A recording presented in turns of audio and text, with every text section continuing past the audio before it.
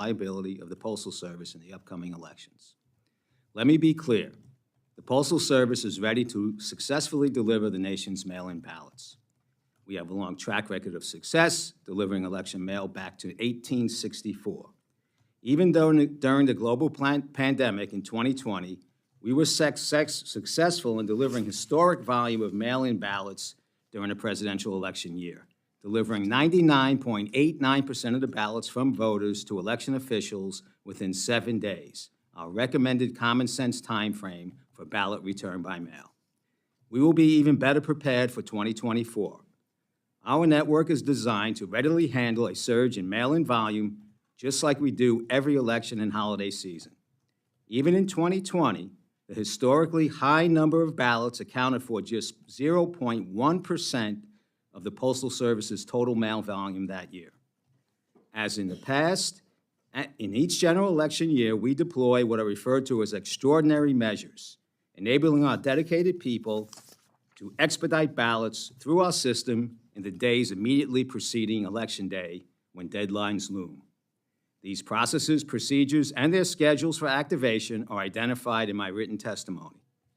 Importantly, the extraordinary measures we undertake immediately preceding Election Day are designed to rescue ballots that are entered late into our system, likely too late to make the election deadline set by election officials. They represent a deviation from normal mail flow and processing, meaning they won't run through our plants and processing machines as mail normally would. We engage in these heroic efforts to beat the clock, and they are only used when the risks inherent from deviating from our standard processes are justified by the risk of a voter's ballot not meeting a state's election deadline. In those instances, we prioritize expeditious delivery. One other key point that sometimes gets lost is that we are a national service, and to operate successfully, we must have consistent policies nationwide for our system to operate at the level of precision required. Despite our own consistency, we operate as the one uniform element in a sea of variation when it comes to elections. There are 50 states and thousands of election jurisdictions that are far from uniform in their election laws and practices, and that often don't consider how the mail system works. We do not determine state and local election laws or the extent to which they incorporate the mail. We do not conduct elections or determine their timing or deadlines. We do not determine when election officials mail ballots out to voters or when voters return ballots back to boards of elections via the mail. We do not determine how and whether election laws rely on our postmarks. We do not design ballots or ballot envelopes. Instead, the Postal Service collects, processes, transports, and delivers the nation election mail when public policymakers, election officials, or voters choose to use the mail as part of their election system or to participate in the election process, and we do so extremely well. Additionally, on an extensive and ongoing basis, we educate election officials and voters on how the mail system works and the additional measures that we employ year-round and in the weeks immediately preceding the general election that are specific to election mail. We will continue to encourage that the voting public mail early. And if they choose to return their ballot by mail, we recommend they do so at least 7 days before it must be back to their election official under the laws of the state where they are voting. That's the key to everyone's success, and we could use your help in communicating that message. Finally, internally, we are collectively working around the clock to communicate with all stakeholders in the voting ecosystem and address and resolve any issues. We are utilizing resources from the Inspection Service and the Inspector General to help ensure that we successfully deliver the nation's election mail. Let me end where I started. The Postal Service is fully ready to successfully deliver the nation's mail-in ballots for voters who choose to use us to vote. Mr. Chairman, that concludes my remarks, and I welcome your questions. Thank you, Mr. DeJoy. And before I recognize myself, I'd like to thank you for being here today because I think it's important that we have this honest, frank discussion the American people can understand. And I appreciate the points that you were making about different states having their rights and having their voting deadlines, and that we want to work together to make sure the public knows how they can be consistent with that. Now, we'll begin our questions, and each member will have 5 minutes for the questions and their answers. And when the time turns yellow, you have 1 minute remaining. And first, I will recognize myself. And, I would be remiss if I didn't start off with one that was specifically given to me by my Secretary of State, Frank LaRose. He's indicated that in 2020, the regional sort facility in Detroit experienced significant disruptions to the point that election mail for Northwest Ohio needed to be routed through Cleveland. And so I wonder, Mr. DeJoy, what has the Postal Service done to ensure that situations like that won't repeat itself in 2024? So, sir, we are, as you recall, in 2020, the election of 2020, I was here maybe 3 months, right? 3 months. We were at the beginning of the election was in the middle of the pandemic. I would say to you that over the last 10, 11 years prior to me getting there, we had lost over $100 billion, had $20 billion worth of deferred maintenance, had significant turnover. We hired 200,000 people that year and never raised the top line level of employment at the organization. And we're about to run out of cash in 60 days. 650,000 person organization, about to run out of cash in 60 days. We are not in that position today. We are better. We got a long way to go, but there's been extensive, our ranks are full. In fact, I'm not looking to hire too many people for peak season because we're fully staffed, because I've converted over 190,000 people to full-time positions. We've invested in our facilities across the nation, close to $16 billion. And our training is extensive. We have significant oversight, both from the Inspector General and our own postal inspection, and me. I meet twice weekly on these processes. And the fact is that we are a system of 31,000 facilities on any given day. Right now, I'm shutting down plants in Florida because of the hurricane. On any given day, we have different issues for different reasons that go on throughout the country, if not throughout the world, and we have to respond to them. And if routing mail to a different location still gets it there 99.9% of the time, we're going to continue to do that. I don't know what the specific issues were in Detroit at the time. Many of them that continue from an ailing system. We're definitely have improved that. Well, during the 2023 election, the Ohio Secretary of State found flats of mail sent by voters as early as October 24th, 2023, were received by all the boards on or about November 21st, 2023. All these problems trace back to the Cleveland Regional Sort Facility, which services my district. This is well past both the deadline for absentee votes to be counted and estimated U.S. Postal Service standards. Effectively, these voters were disenfranchised because of the USPS failures. How specifically have you enhanced the all-clear procedures you referenced in response to the National Association of Secretaries of State? And can you assure us that these procedures will ensure that that doesn't happen in this upcoming election? Well, I'm not. I would need the specifics of Cleveland, but our processes are extremely enhanced right now. I've set up an operational precisions group, not just for the election, that has 400 or 500 people around the country going into plants each day. I have a 650,000 person organization. I didn't have an internal audit department, my own internal department. So we've set up processes and procedures to follow reporting and going into plants and look at and checking on and validating the processes that we have. We kicked off an extensive training program back in July throughout the whole system. We have put specific alert. Our operation is broken into 3 different parts: processing and delivery, transportation and logistics, and retail and delivery. And all of those executives and those teams have specific tasks that they need to do within the facilities in terms of how we identify election mail that's being tendered, how it's moving through the process. We have we cleared in the plant at the end of the day, and that goes on to the delivery centers and into transportation, and they are executing that fairly well, pretty well. We have improvements. That's why I'm meeting 2 times a week to go over what the status is. I get reports from the OIG on a weekly basis. I get reports from my own inspection service. So again, I think our goal is to do what we have done before, at least in elections throughout the nation, is to perform highly admirably. Thank you, Mr. DeJoy. I now recognize Mr. Cartwright for any questions for 5 minutes. Thank you, Mr. Chairman. Mr. DeJoy, I want to review previous postal performance and potential improvements to our election infrastructure. In July of this year, the Postal Service Inspector General published a report titled "The Postal Service's Election Mail Readiness for the 2024 General Election," and you're familiar with that report.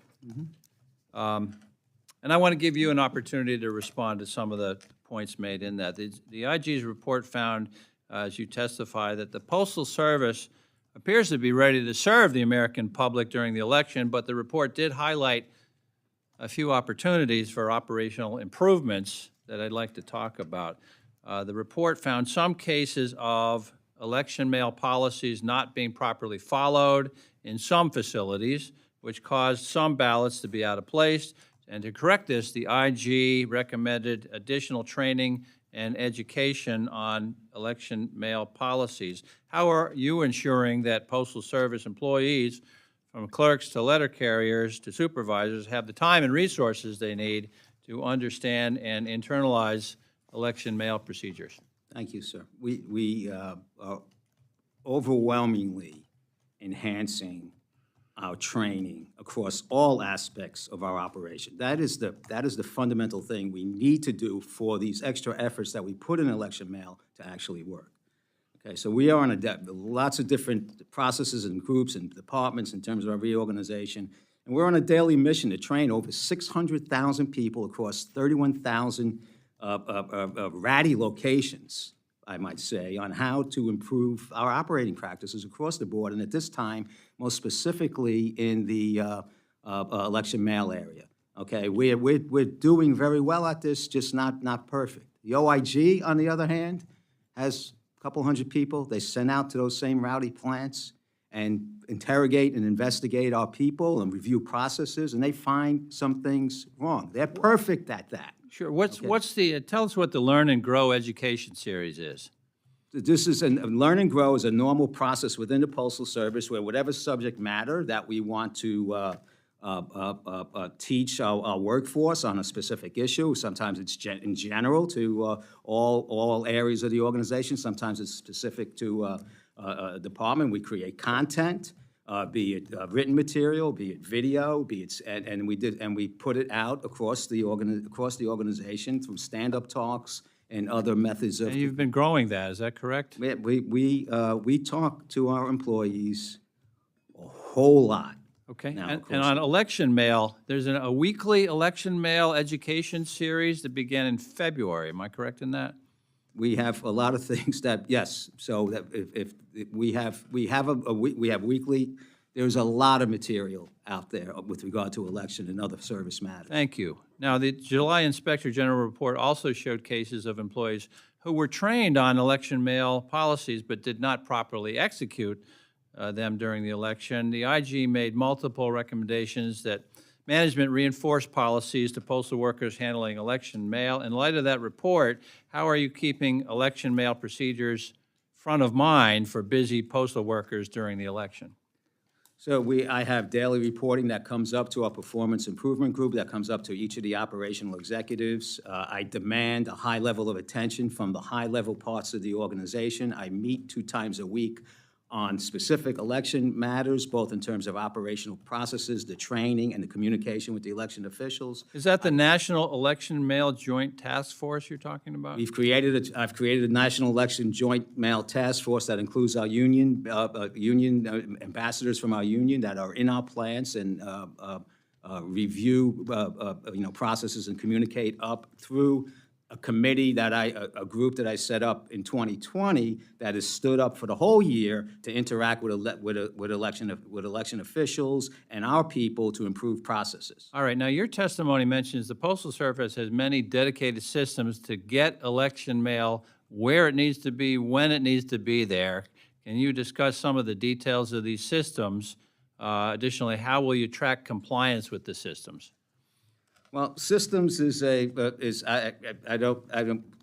I'll apply it where I think we're talking about. Basically, the postal system as a whole, as it works, would collect mail and it move through its normal machine process, its collection, aggregation, its transportation process, its machine process to get through and go on to its destination in a normal course of business without segregating it and mining for it separately, throughout the process. That is the mail process as it was designed and been using, and this, for the most part, operates at a high level of precision. Right now, we deliver 60% of market-dominant mail a day in advance, and 96%, 97% the day after its delivery date. These statistics, about 80%, 40%, are all with regard to an archaic timing system, right? But for election mail, we add to that with additional processes called extraordinary measures, where we rifle through each day, our carriers.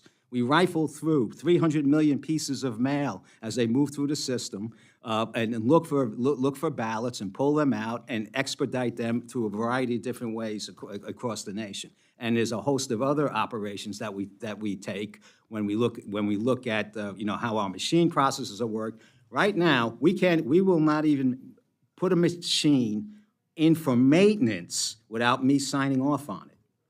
Right, because we put it, not necessarily because it's going to impact the mail, because we're trying to calm everybody down. On that point, last question. Yeah.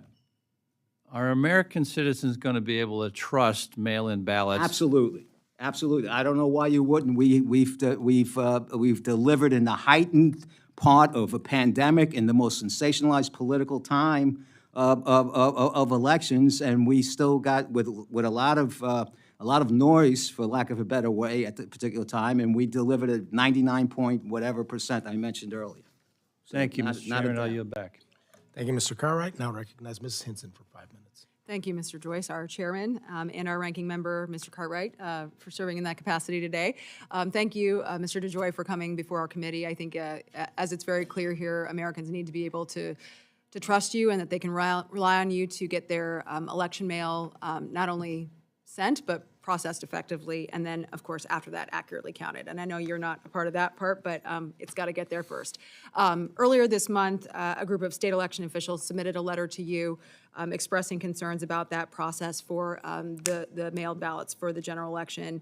Addition to staff training and delivery times, they noted that they had not seen significant improvement or concerted efforts to remediate their concerns. Now, I appreciate also in your response, which I have both of these, their letter and then yours, that you committed to work more closely together with state and local officials leading up to the election. So in response to that, what specific actions have you taken to ensure that your staff are accessible to our state and local election officials on the ground in places like Iowa to be able to quickly address those concerns? So thank you, Congresswoman. First off, the intensity of the interaction on the vote by mail from election mail officials under an extreme amount of pressure, and I recognize that. It's one of the reasons I stood up this special group 4 years ago that stayed year-round. We used to put them up for elections and then put them down to expand the interaction, to explain our processes, to get feedback, and so forth. And then we have 50 people, 50 regional managers that interact with election officials. I don't know. I mean, I am a very accessible Postmaster General. Yeah, you're here today, which we A phone call appreciate. would have helped instead of a letter to the press, because we've had a good working relationship with those. I got on the phone with them after, and we have scheduled meetings. I'm going to meet with the whole, with a larger part of that group. But I also, recognize that we're not perfect. We're not perfect in communication. We're not perfect it's not a perfect system. So And we for are our people back home, so, just from this is about a relationship building then effort, so that they can know that those concerns are being heard, number one, but also acted upon. So are you, as far as these trainings, are you encouraging that so that people know, hey, we have a system to run our concerns up this food chain? If they do identify problems with mail-in ballots, are there going to be processes in place to ensure that USPS staff are not only responsive, that they're notified, and that these issues are dealt with in a timely manner? Thank you, Congresswoman. processes and systems are being intensely managed now and intensely reviewed. But to your question about the communication,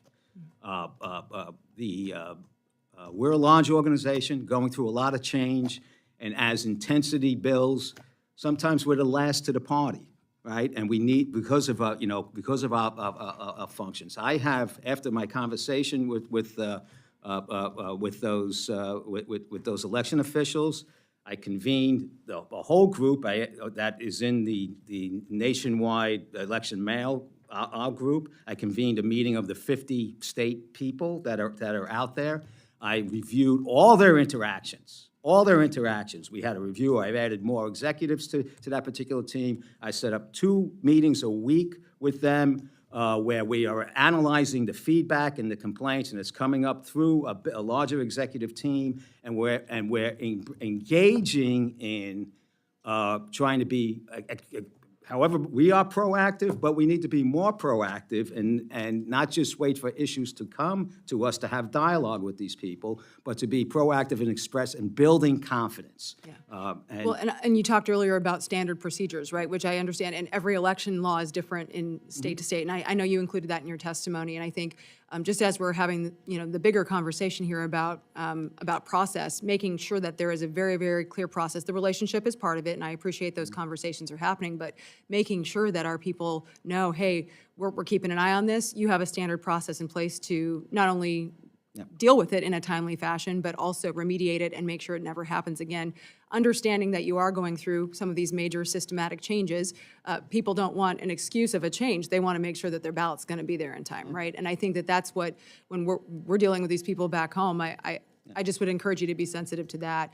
I'd be happy to follow up with your office about working with our Iowa folks so that we can continue to keep an eye on that in the next couple of weeks to ensure that that follow-through is actually happening. And we can do that. I have people ready to do that, and we're working on enhancing that process. But to the point about the changes in no way will impact, or will they ever considered to impact. In fact, the timing of the change, there's nothing going to be moving, after October 1st.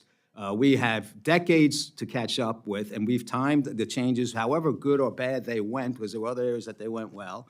And those, there was no intention or impact, and the processes that we deploy will catch any delays, of which mostly will be for the rescue efforts of last-minute balloting. So, I appreciate that answer, and also your recommendation, and I think we need to be very clear, people need to send their absentee ballots, you said at least a week ahead, right?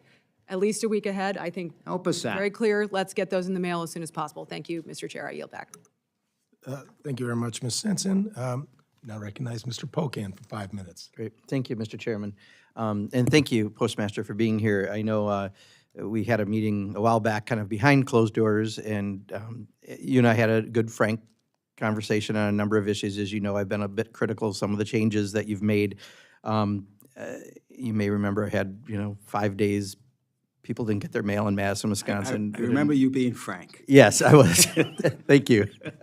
And so I actually am heartened, and I want to make sure you hear this, by the fact that many of the procedures you explained you're going to do prior to election, including prioritizing ballots, because this is not something we've had a problem with in Wisconsin. In fact, I remember them bringing multiple trips a day of ballots in, and it did work well. So knowing that you haven't changed that, I'm heartened by, so thank you. And I think that will bode well for the election. Yeah, write that one down. Let me give you a little backhanded hearten, though. I'm also heartened that you're not doing changes on the regional transportation optimization or local transportation optimization programs between October 1st and Election Day. I might recommend you consider extending that period to forever for this reason. You did 2 pilot runs on the LTO. You did in Richmond, Virginia, and Green Bay, Wisconsin, in my state. Since those policies were implemented, Wisconsin's on-time 2-day delivery service dropped from 91.5% to 70.5%, and our 3 to 5-day delivery service fell from 86.2% to 67.9%. I think we are second worst in the country right now, and Virginia, I believe, was fourth worst, and it just so happens the other pilot was Richmond, Virginia.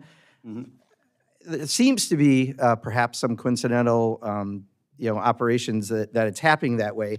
But can you tell me more about if our service dropped that significantly since this was implemented? What makes you think this is a great plan to extend nationally? And again, I'm really heartened you're not extending it from October 1 to the election day. That gives me some reassurances. But our actual experience in Wisconsin was extremely negative, and we already have the processing center problems. Can you explain a little more about this? Yes, sir, certainly. So, first off, most single-piece first-class mail, which what is our system is mostly designed for, was about 59 billion pieces a year in 2000. It was less than 12 billion last year. We still have the collection system and the collection from households, which I supported, put in our plan, and helped push through legislation that we committed to delivery to 167 million addresses 6 days a week.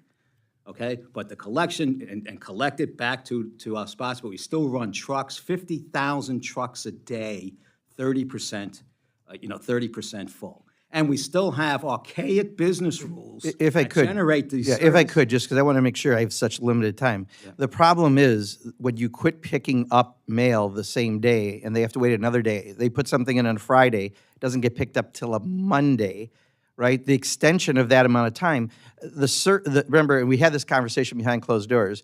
Your mission is not necessarily to reduce costs. Your mission, first and foremost, is to deliver mail. But if we're having this reduced delivery because of processing centers and now because of this pilot project that you're going to take national, that's my concern, is that by not picking it up the same day like people are used to, you're going to extend that even more. So, two things. Number one, I think this is a big problem for somebody like me who's trying to fix the place, right, is we have a legislative requirement to cover our cost. That's it. I don't get money. It's like, I get like 0.1% Right, but of our service, delivering the mail is your number one objective, We're right? gonna deliver the mail. And We're you gonna can deliver do the things mail like at postal bank, you could do a 167 lot of million other addresses things and 6 days a extend to week. make money into the And there's a facility. standard- But if you can't deliver the mail, that's also going to affect your bottom line, and it affects our The constituents. law also says, in the last one that was just passed in 2022, which maintained that I have to cover our cost, is that we have to create an integrated mail and package network. That means mail and packages move together, okay? Under the system that I came into, that was designed, that was losing $10 billion a year, that is not an integrated mail and package network. To do so, we will still. The directive was not to have delayed mail and packages. It was to deliver the That's- mail and packages, and that's the laws problem are is never the very changes you've prescriptive. made have delayed Laws are those very never things. prescriptive when it comes to the United States Postal Service. But you haven't addressed the delays.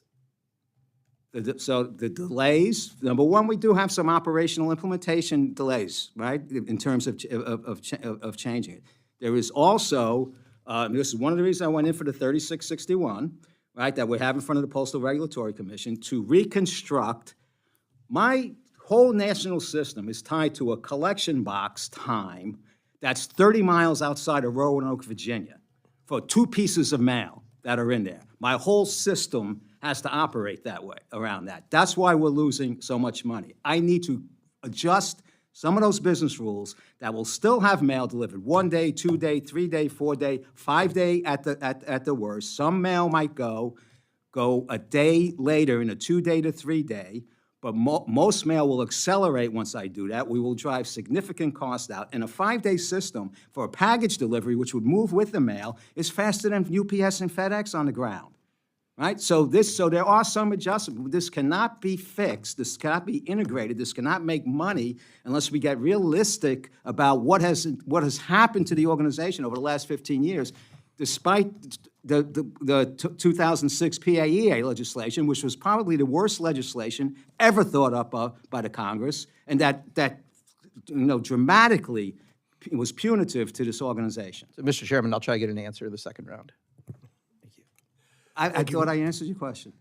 Thank you, Mr. Pocan. We're going to move on to the Natalie address, Mr. Carl.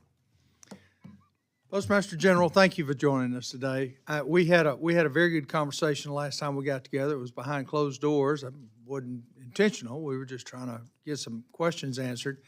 And I told you my biggest concern, and I could not return back home if I didn't start with this.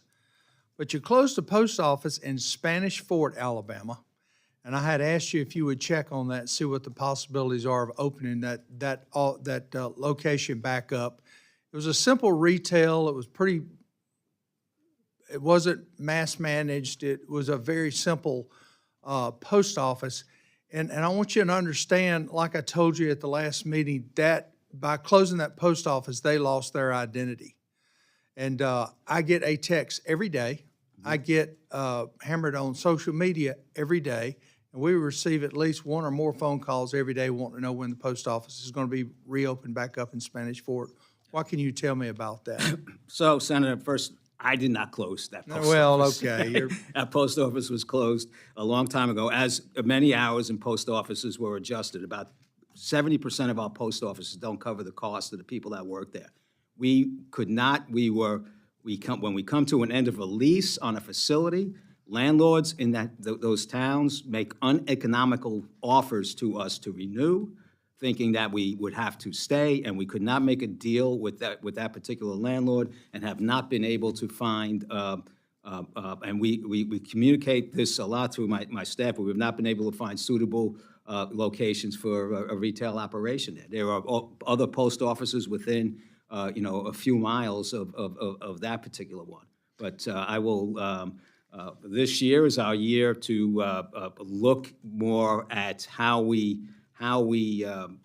expand the use of our 31,000 retail centers besides just priority mail bags and Hallmark cards, which don't cover the cost. And as we start doing more processes to enhance federal government communication and supplies, like we're doing with the COVID test kit program that we're launching today, or become a bigger enabler of commerce, like we're doing. We're the only ones growing in the package business, in the package industry this year. We see our retail operations being centers of the community, but it doesn't mean every retail operation. If I can't find a spot in the town to do our work effectively, I can't be there. Would you allow me to help you find that spot? Absolutely. Because I promise you, I can find you a Let's spot do it. at a price you can't refuse. Let's do it.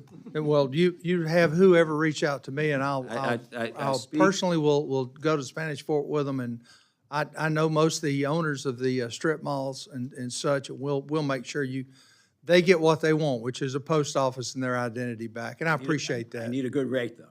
Oh, hey, I told you I'll make you a deal you can't refuse. Hey, explain to me the 60 days out of, being out of cash. I assume your fiscal year is going to run through January 1st, or through December 31st, I should say. What's your plan on after 60 days? No, this was before. Right now, I'm sitting on about $20 billion of cash. We were going to run out of cash. We were not paying into our employee retirement fund. We're still not. We were borrowing from it. We were deferring maintenance to the tune of 20. I go to put a conveyor in a facility for $8-9 million. I got to pay $30 million to fix the bathrooms, the roofs, the parking lots, the dock doors. I walk in our plants and facilities, I see horror. My employees see just another day at work over the last 15 years. So, and cash, running out of cash. In fact, the Board of Governors, when I took the job, the Board of Governors request for Congress to put $70 billion into the organization, of which I said that's, if we put $70 billion in, we'd be back in 2 years, right, for more money, and it wouldn't fix the problem. We have an operational problem, operational execution problem. We have a tools and equipment problem. We have an inability, we were poorly positioned in the marketplace to grow up, to grow our revenue. We didn't fight, the numerous lobbying issues and resistance that existed for making any particular change over the last 20 years. And we found ourselves in a place that we were going to run out of cash in 60 days if we paid our bills. I appreciate the fact you're fighting for not just the postal employees, but also the locations, because some of them are very tired. Yeah. They truly are. It's awful. Yeah. It's Well, awful.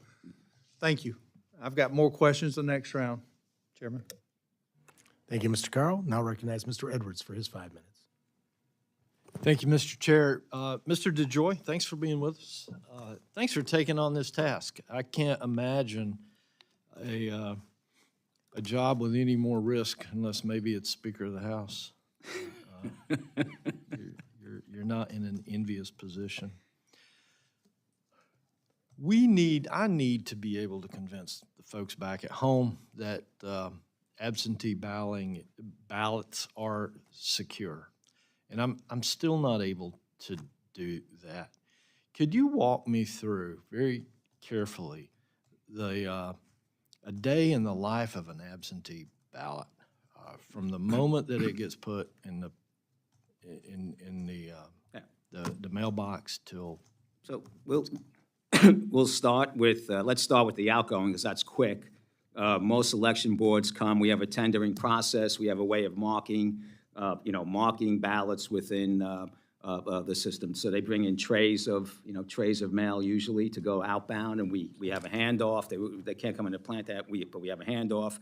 And then there's a whole process of segregating and running these through our systems on the outbound to the voter. Okay, then coming back, if the voter, let's say they bring it into a post office, and they want to get it postmarked, we would hand postmark at a postmark.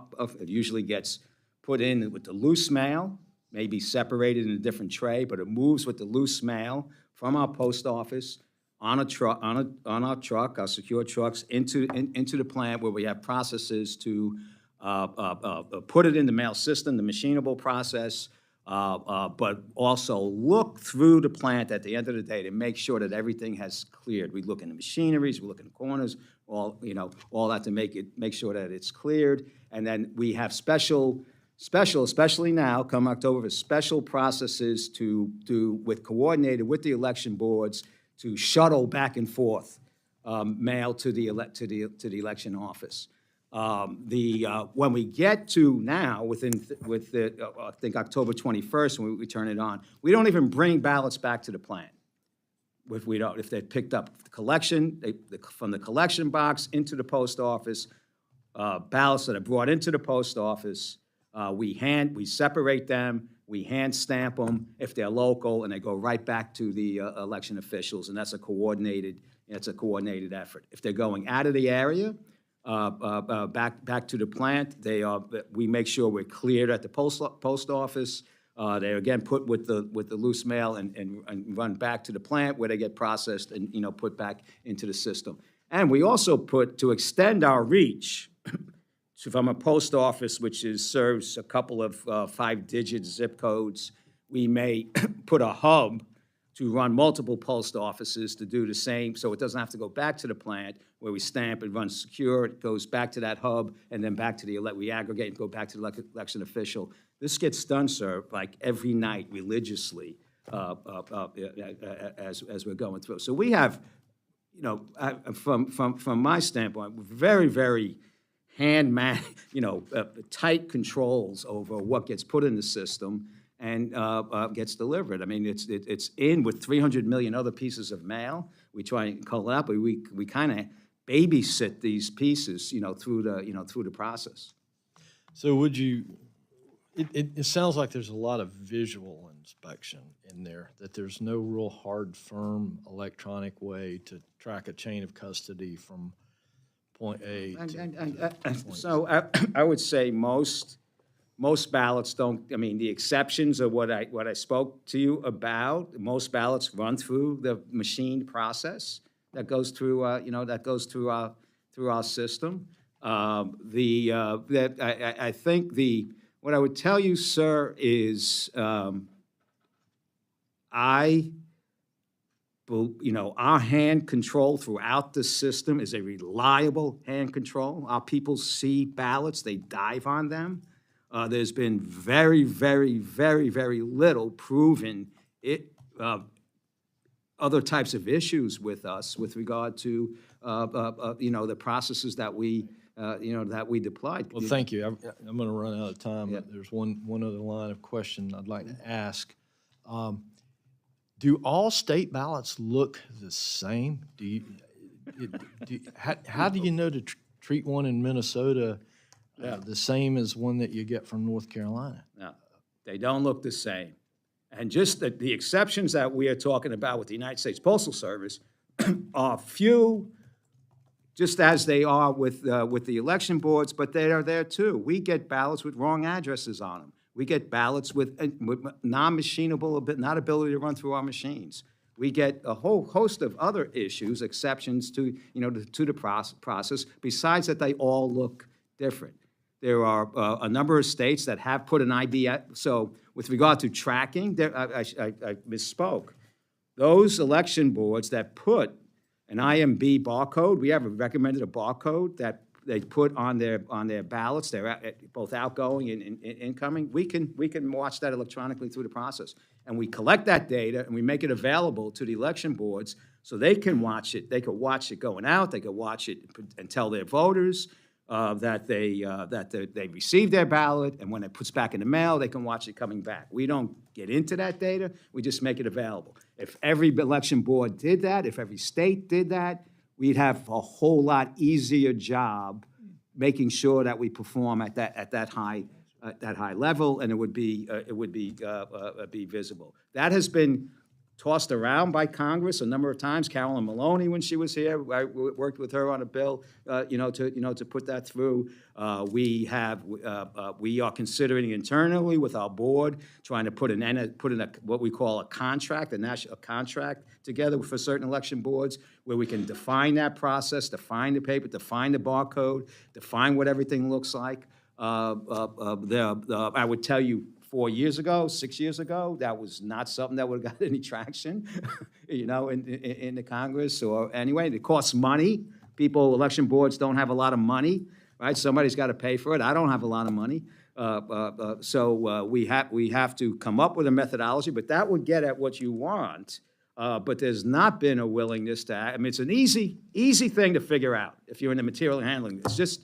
It's another material handling process that we could help the Congress figure out.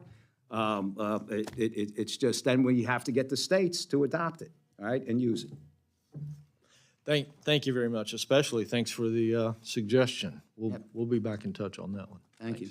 I yield, Mr. Chair. Thank you very much. Would that be consistent with what I get from you every morning in my email that shows what mail's coming to my house that day? That is different. That's informed delivery. It's a wonderful thing. But it's the barcode system, though.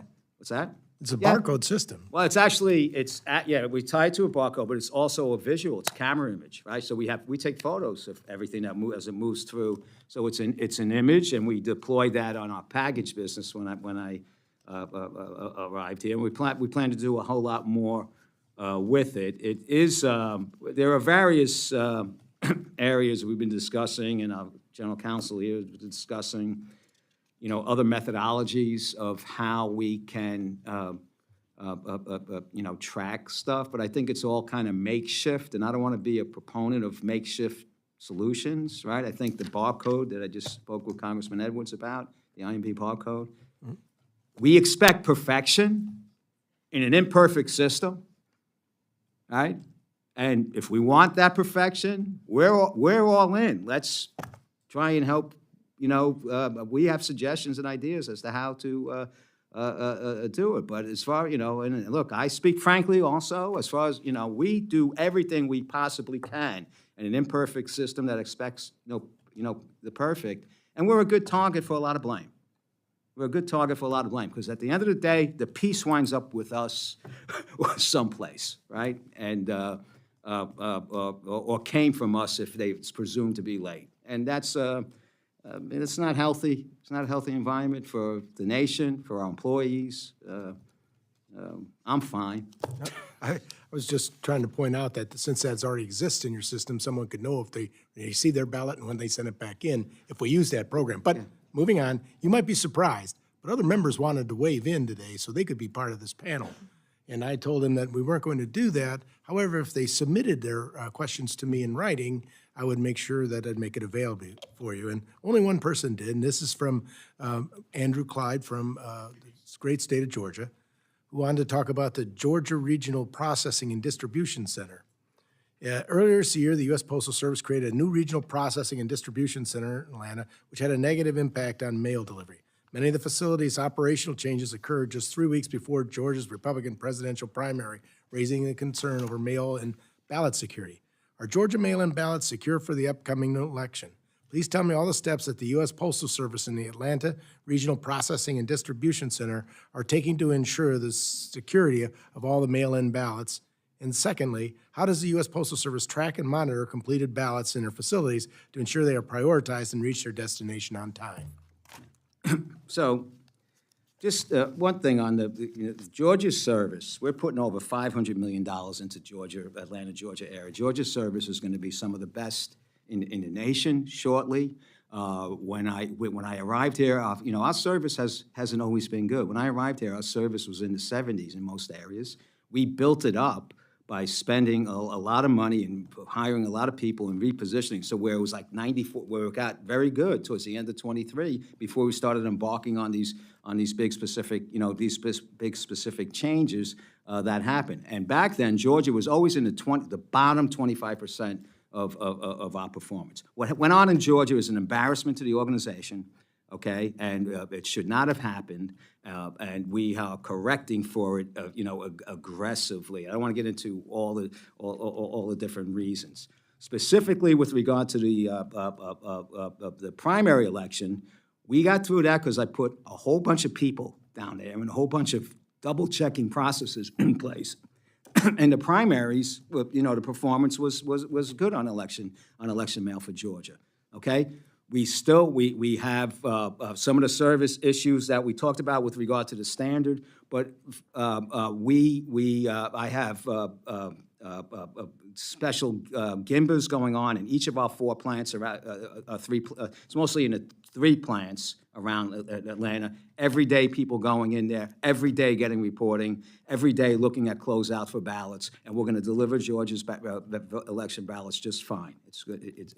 Or everything else that I said in terms of measures, procedures, operations. Send them the video. I mean, I've answered it already. Thank you. Mr. Cartwright? Thank you, Mr. Chairman. Mr. DeJoy, as the Postal Service plans to consolidate resources around regions with higher population densities, it was reported that the Postal Service may begin to permit slower service for rural communities, as described in the Postal Service's Delivering for America plan. The Postal Service is planning to scale back rural delivery resources to cut costs. That was March 23, 2021, USPS Delivering for America plan. Luckily, the Postal Service has delayed implementation of these consolidation plans, as my colleague, Mr. Pocan, mentioned, until after the upcoming election. But what happens after the election? My fear is that once implemented, these consolidations will lead to eventual delays, negatively impacting rural Americans like some of my own constituents. People rely on the Postal Service. They'll deliver their prescriptions, Social Security checks, other important mail. If faced with delays, rural Americans will experience longer delivery times or be forced to pay higher prices to commercial delivery companies, which is unacceptable.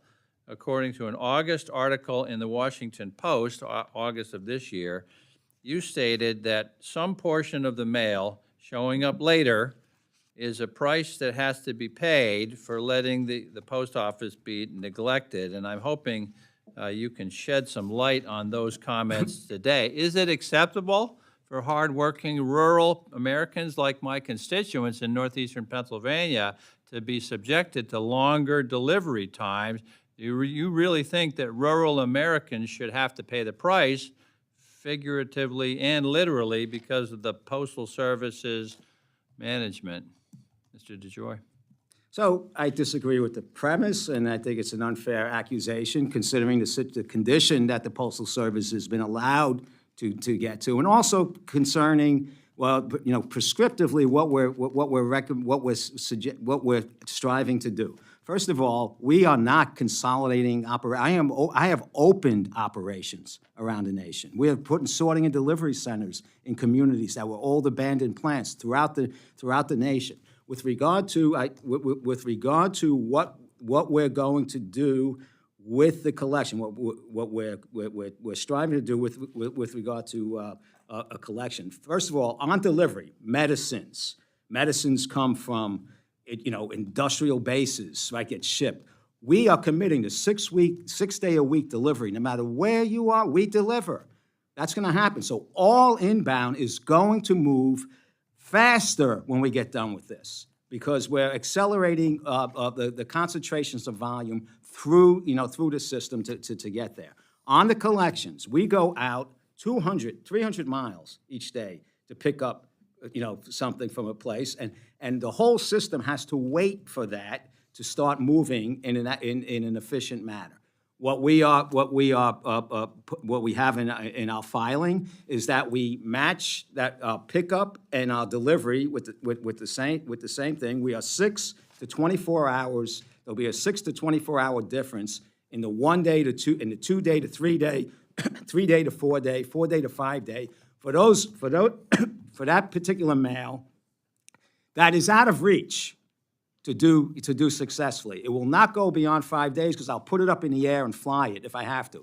This, sir, is service that is going to be enhanced throughout the nation. It's going to help us. It's going to help us financially. It's going to do what we're required to do with that's specified in the Postal Reform Act. Integrate mail and package movement, and I think it is a tolerable situation. In the Postal Service, my position here has always been that the Postal Service is all about rural America, right? If there would be a real question if we were losing this type of money and only serving urban areas. But this cannot go on the way it is.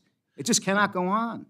Hang on a second. Mr. Chairman, there's an article in the Washington Post from August of 2024 entitled, USPS Plans Rural Slowdown After Election to Cut Costs. That's the Washington Post, and I ask unanimous consent to append that to the record. I would suggest you get more reliable sources of information, though. I mean, that the Washington Post has historically been a negative, unsubstantiated, sensationalized newspaper as it comes to matters with regard to the United States Postal Service. Yield back, Mr. Chairman. Mr. Carl? Thank you, sir. Postmaster General, I want to save you here because you're going to be misquoted unless you clear it up. Who is handing these ballots? You told Mr. Edwards that the ballots were being handed off to you at the post office. Who is handing you those ballots? Individual ballots? Well, the way I understood it, it was bulk. Outgoing ballots in bulk. That the ballots that go to mailers. Some states send it to everybody. Some that it's where it comes from the elect. They're not votes. They are the ballots that people will use to fill out to vote. Okay, so you're not talking about the incoming ballots. No one's bringing you okay. Thank you for helping me out there. That's what I'm getting at. No one can bring you a pallet full of. Individual. In fact, if we postmark, you cannot. Once we postmark that ballot, you can't take it back. So when I put my ballot in that box, Yeah. that is Postal Service mail at that point. Postal Service mail. And your employee's going to pay. Thank you. I just want to make sure that was clear before you misquoted. Yep. And give me an idea what a first-class stamp would cost if we truly had to pay the true value of it. We are one of the cheapest in the world, right down there with Uruguay or something like that, to deliver mail. In Europe, it's $2 for first class. Some places $2 for first class mail. My goal, I mean, it would be over $1 right now. And especially now that we had there was a lot of complaints about raising prices. We had 20% inflation in the last 3 years, right? We get to raise our prices prospectively, but we have to pay our cost, in arrears. That's why we couldn't break. That's why we didn't break even. So it's and we had 15 years of a defective pricing model because of the Postal Regulatory Commission couldn't do basic division over 10 years, right? With mail volume has dropped 50% since the passage of PAEA, which froze our pricing relatively. If you were in business, that's what you would say. It froze our pricing, and volume got cut in half, and we never made any adjustments for that. But, so you would have a buck something, it'd be in the high dollar range. So that 20% inflation does affect the Postal Service. It does affect your employees. It does in fact affect all of us. It affects, well, inflation. Everything. Excessive inflation affects everything. We modeled, 2% inflation. We would have broke even in 2023. We had $3.3 billion of inflation. We had $6.3 billion loss, $3 billion of inflation, and another another two and something billion on the CSRS legislation. So I know most people that work for a living did not get a 20% pay raise in the last 3 years. Has the Postal Service gotten a pay raise of 20% over the last 3 years? No, we have rules, regulations, negotiated things, but it was higher than it was in the past. Yeah. It was higher than what we projected. Sir, for 10 years, labor, we all know, labor, the price of labor was pretty flat for a long time since the recession. 1%, 2% types of things. And then when we hit part of what drove inflation was a scarcity of labor, in the marketplace. So we had more hefty raises than we had in the last 10 years. So all I was trying to do is add the human side to this. I mean, we have employees that didn't get pay raises. They've been hit with inflation. Our company's been hit with inflation. Even our Postal Service is paying the price of inflation. So inflation certainly is an issue that we've all been screaming and fussing about over the last few months. With regard to my own area, the Postal Service has been hit with a lot in the last 4 years. We delivered. We didn't work from home during the pandemic. Right? We worked in ratty places right next to each other, processing mail, went out, had retail centers, allowed people to come in with limited restrictions with regard to how they entered, our facilities, and we delivered out to the public each day to 167 million man addresses, and we delivered kits around half the planet, to help people, test themselves. Well, again, thank you for your time. I'm trying to get home ahead of a hurricane, so I'm going to slip out of here. Be safe. Travel safely. Thank you very much. I yield my time. Thank you. Thank you very much, Mr. Carl. Now recognize Mr. Pocan. Great. Thank you, Mr. Chairman. All right, so let's try again. I allowed you the time to you gave me the 30,000-foot view, right, that you are seeing a cost savings. I completely agree. That postal bill was before I was around here, was awful. Pre-funding 75 years into the future, employee benefits. No company does that. That was plenty of stupid was there. You're right. But here's my specific Wisconsin-related questions. And so as I hear the question from the gentleman from Georgia, who, as you remember in our closed-door session, that came up before too, if the cure is like the cure was in Wisconsin, you kill the patient, right? When you did that processing changes to Wisconsin, you significantly slowed down our delivery. But specific to this LTO proposal that you piloted in Wisconsin and Virginia, which are now the second and fourth worst for turnaround times on delivery, specifically address this. In Wisconsin, 2-day delivery dropped 20 points, 91.5% on time to 70.5. 3 to 5 day delivery fell from 86.2 to 67.9. What in that said, I think this is a good idea. Let's take it to Pennsylvania and Iowa and Ohio and across the country, because I see it as a problem, right? Because if the goal of the post office is to deliver mail, which I think it is, it's not to be an accountant, that is part of your job, but the goal is to get our mail delivered timely. It is not to have this sort of drop in service through a pilot program that now you want to expand. And that's what I can't understand. That's the first question. Second, since we are second worst in the country, what do you do specifically about Wisconsin to fix our unique problem that we're having in these terrible turnaround times? So first of all, the first rockets that went to the moon blew up. Okay, that's what pilots are Thanks for. for blowing up Wisconsin, I guess. That's what pilots are for, right? To test. We have a problem. We have a solution for it. We wanted to see there were many things, both the service standard, how we measure service, how we do our sampling plan, and what our eventual solution is going to be. So what are you doing different then? Again, Well, the only thing we're doing you hurt us. I don't want other places to be hurt, but what else are you going to do to fix us? we're going to do a series of transactional adjustments and service measurement adjustments and service metric adjustments as we move forward with this, that are going to get your service to be 95% reliable. People can understand what it is, and you can understand what the service is, and we're going to perform to that, and we're going to save the Postal Service overall, so rural America can, in fact, have a postal service for the future. I'm happy to come over and explain that to you in detail. And you know what I would really appreciate? If you could show a specific plan for Wisconsin, Yeah. because you broke us, right? You blew the rocket ship up, I get that.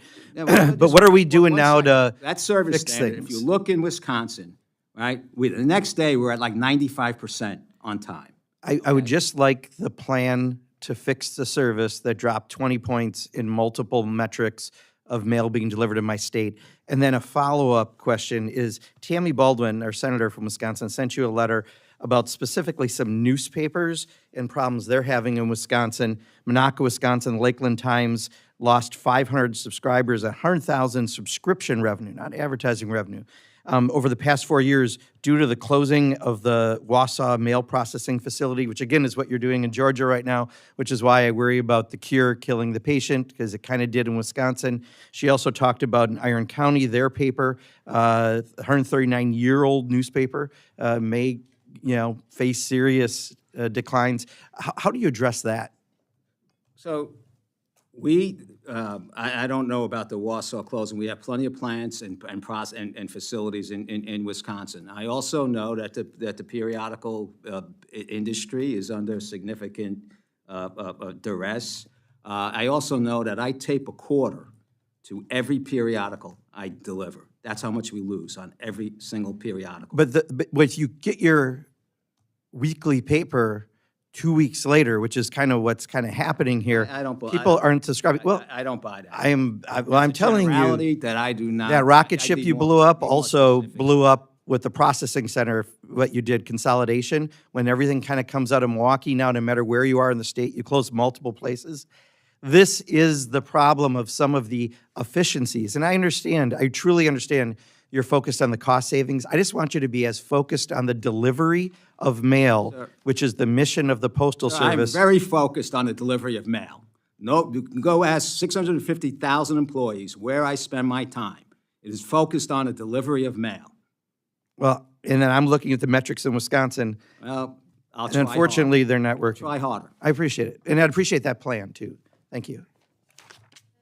Thank you very much. Now recognize Ms. Hinson for second round of questions. Thank you, Mr. Chair. I just want to go to your testimony real quick and ask kind of a quick follow-up here. You say, for example, some jurisdictions allow voters to request mail-in ballots very close to Election Day, depending on when that ballot is mailed to the voter, again, by the election officials. It may be physically impossible for that voter to receive the ballot mail, complete their ballot, and return their ballot by mail in time to meet the jurisdiction's deadline, even with our extraordinary measures and despite our best efforts. So I understand that, right? You are the delivery mechanism, and state laws are different everywhere. I was a state representative. We worked on our election laws. So then you also say here you're going to continue your outreach to election officials and their mail service providers and share recommendations regarding best practices for how to successfully use the mail system. So I guess my question is, I think it's probably with 39 days out, too late to make changes at all these state legislatures. But, when we think about this going forward long-term and making sure this is, the election laws actually respect the process and make sure that it's realistic, right, to actually be delivered in time. So how are you going to make sure, like, long-term going forward, that your people are communicating those challenges with the very real, So acknowledgement that state laws are different and there may need to be changes made there too? Yeah, so first off, we do this throughout the year since we implemented that team on a bunch of different processes, work with the teams. The board, myself, and the rest of the team are looking at how we, and it's not necessarily, it's aligning expectations, it's aligning the pricing, and it's aligning the cost of doing this. That will be the solution, right? And that is what we all need to commit to. I can tell you specifically how we can best handle the collection, the delivery, so forth. I could give recommended tender times, tender meaning coming out of industry. I was in this industry. Built a big company in this industry, how things get interchanged, how they're measured. Have you laid out those like legitimate tender? You talk about that. Have you laid that out for every state? And so, I mean, obviously with 50 different states, it's going to be a different process. What works in Iowa is not going to work in Alaska. Yeah, But have you laid that out so that we can make sure that those things are actually matching up? We have been careful not to be an advocate for voting by mail because it gets misconstrued. But if we're invited, but we do talk, when we're invited, we talk about enhancements to the process, most specifically the IMB code, having a, prescribed envelope, putting the barcode, the right barcode on it, tendering times, quality of the mail piece, design of the mail piece. We have people that help design mail pieces. So we have all these different things that we participate with when invited. We probably pushed more in the last couple of years to be a little over the line in what the organization has in the past been in terms of advocating for certain types of improvements with this. But we would, appreciate to participate in that dialogue. But even the legislation that I have seen, and I've been involved with the legislation, has not gone far enough to make it global.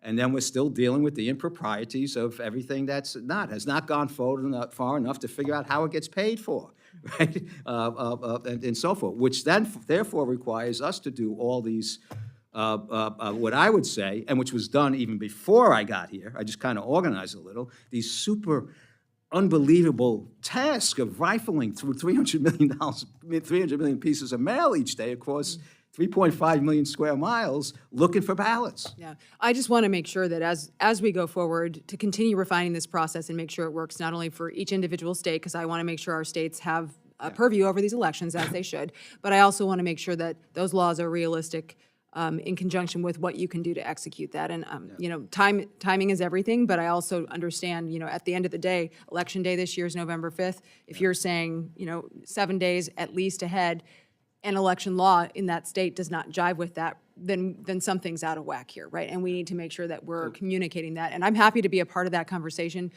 in Iowa, and I think any of us would like to advocate to make sure that our election laws work with what you can actually execute. We are trying, just for next year, we are trying to put together an electric mail product that a state can sign onto that would be more specific in terms of what it's supposed to do. Our board is interested in that, and I'm interested in seeing how we can move that forward. But it would mean, a strict compliance, and it would mean money.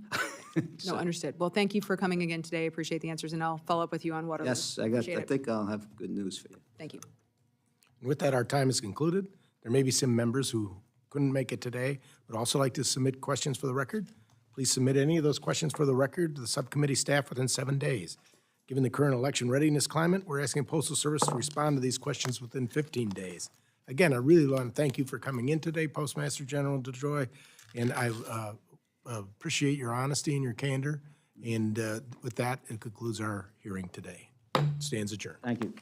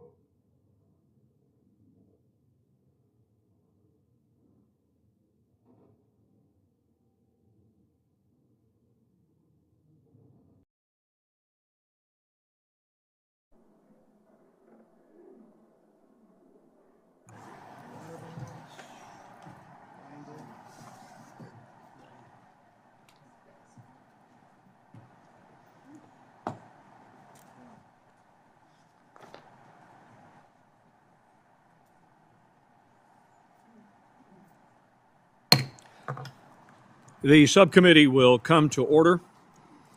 Today, we welcome the Inspectors General from the Department of Housing and Urban Development, Department of Transportation, and Amtrak. Good morning to our witnesses.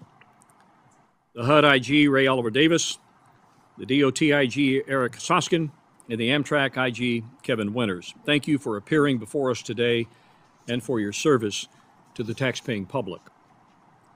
One of our fundamental roles as members of the Appropriations Committee is to make sure that the funding we allocate is spent as intended. We look to IGs across the federal government to conduct oversight to ensure our tax dollars are being well spent. We rely on you to help us root out waste, fraud, and abuse at the agencies under your jurisdiction. I have some concerns regarding the management and effectiveness of DOT and HUD, given the unprecedented federal funding both departments have received in recent years.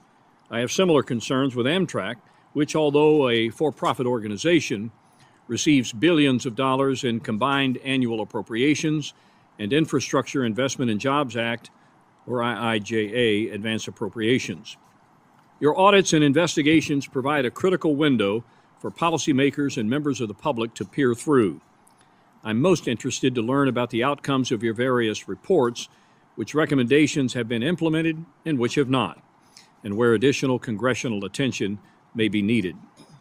I was pleased to meet all three of your office's budget requests for the FY25 House bill. I and the entire subcommittee recognize the important work you do. We look forward to your testimony as we make the tough decisions that will be required as we conference with the Senate to finalize an FY25 THUD bill. With that, I recognize the ranking member of the subcommittee, my dear friend, and the gentleman from Illinois, Mr. Quigley, for his opening comments. Thank you, Mr. Chairman. And I appreciate your comments, particularly as to the critical role our inspectors general play, and we appreciate your service toward that end. I join you in welcoming our witnesses today, and I'll keep my opening statement brief so we can proceed with questions. But I do want to underscore the importance of this hearing and anticipate your questions. You know, this shoulder injury is from hockey, not being in Congress. But examining the management and the oversight challenges facing the agencies funded in this bill helps this committee make informed decisions about how we invest our resources. Whether through health or safety hazards in the home or workplace, a changing workforce, or private sector development outpacing federal regulation, there are opportunities to enhance the work of Amtrak, DOT, and HUD. As these agencies are leading the modernization of our nation's infrastructure with support from historic investments made through bipartisan infrastructure law, they are commissioning some of the most complex public-private transactions in the housing and transportation sectors. Of course, as part of this historic undertaking, there are and will continue to be lessons learned. There we are.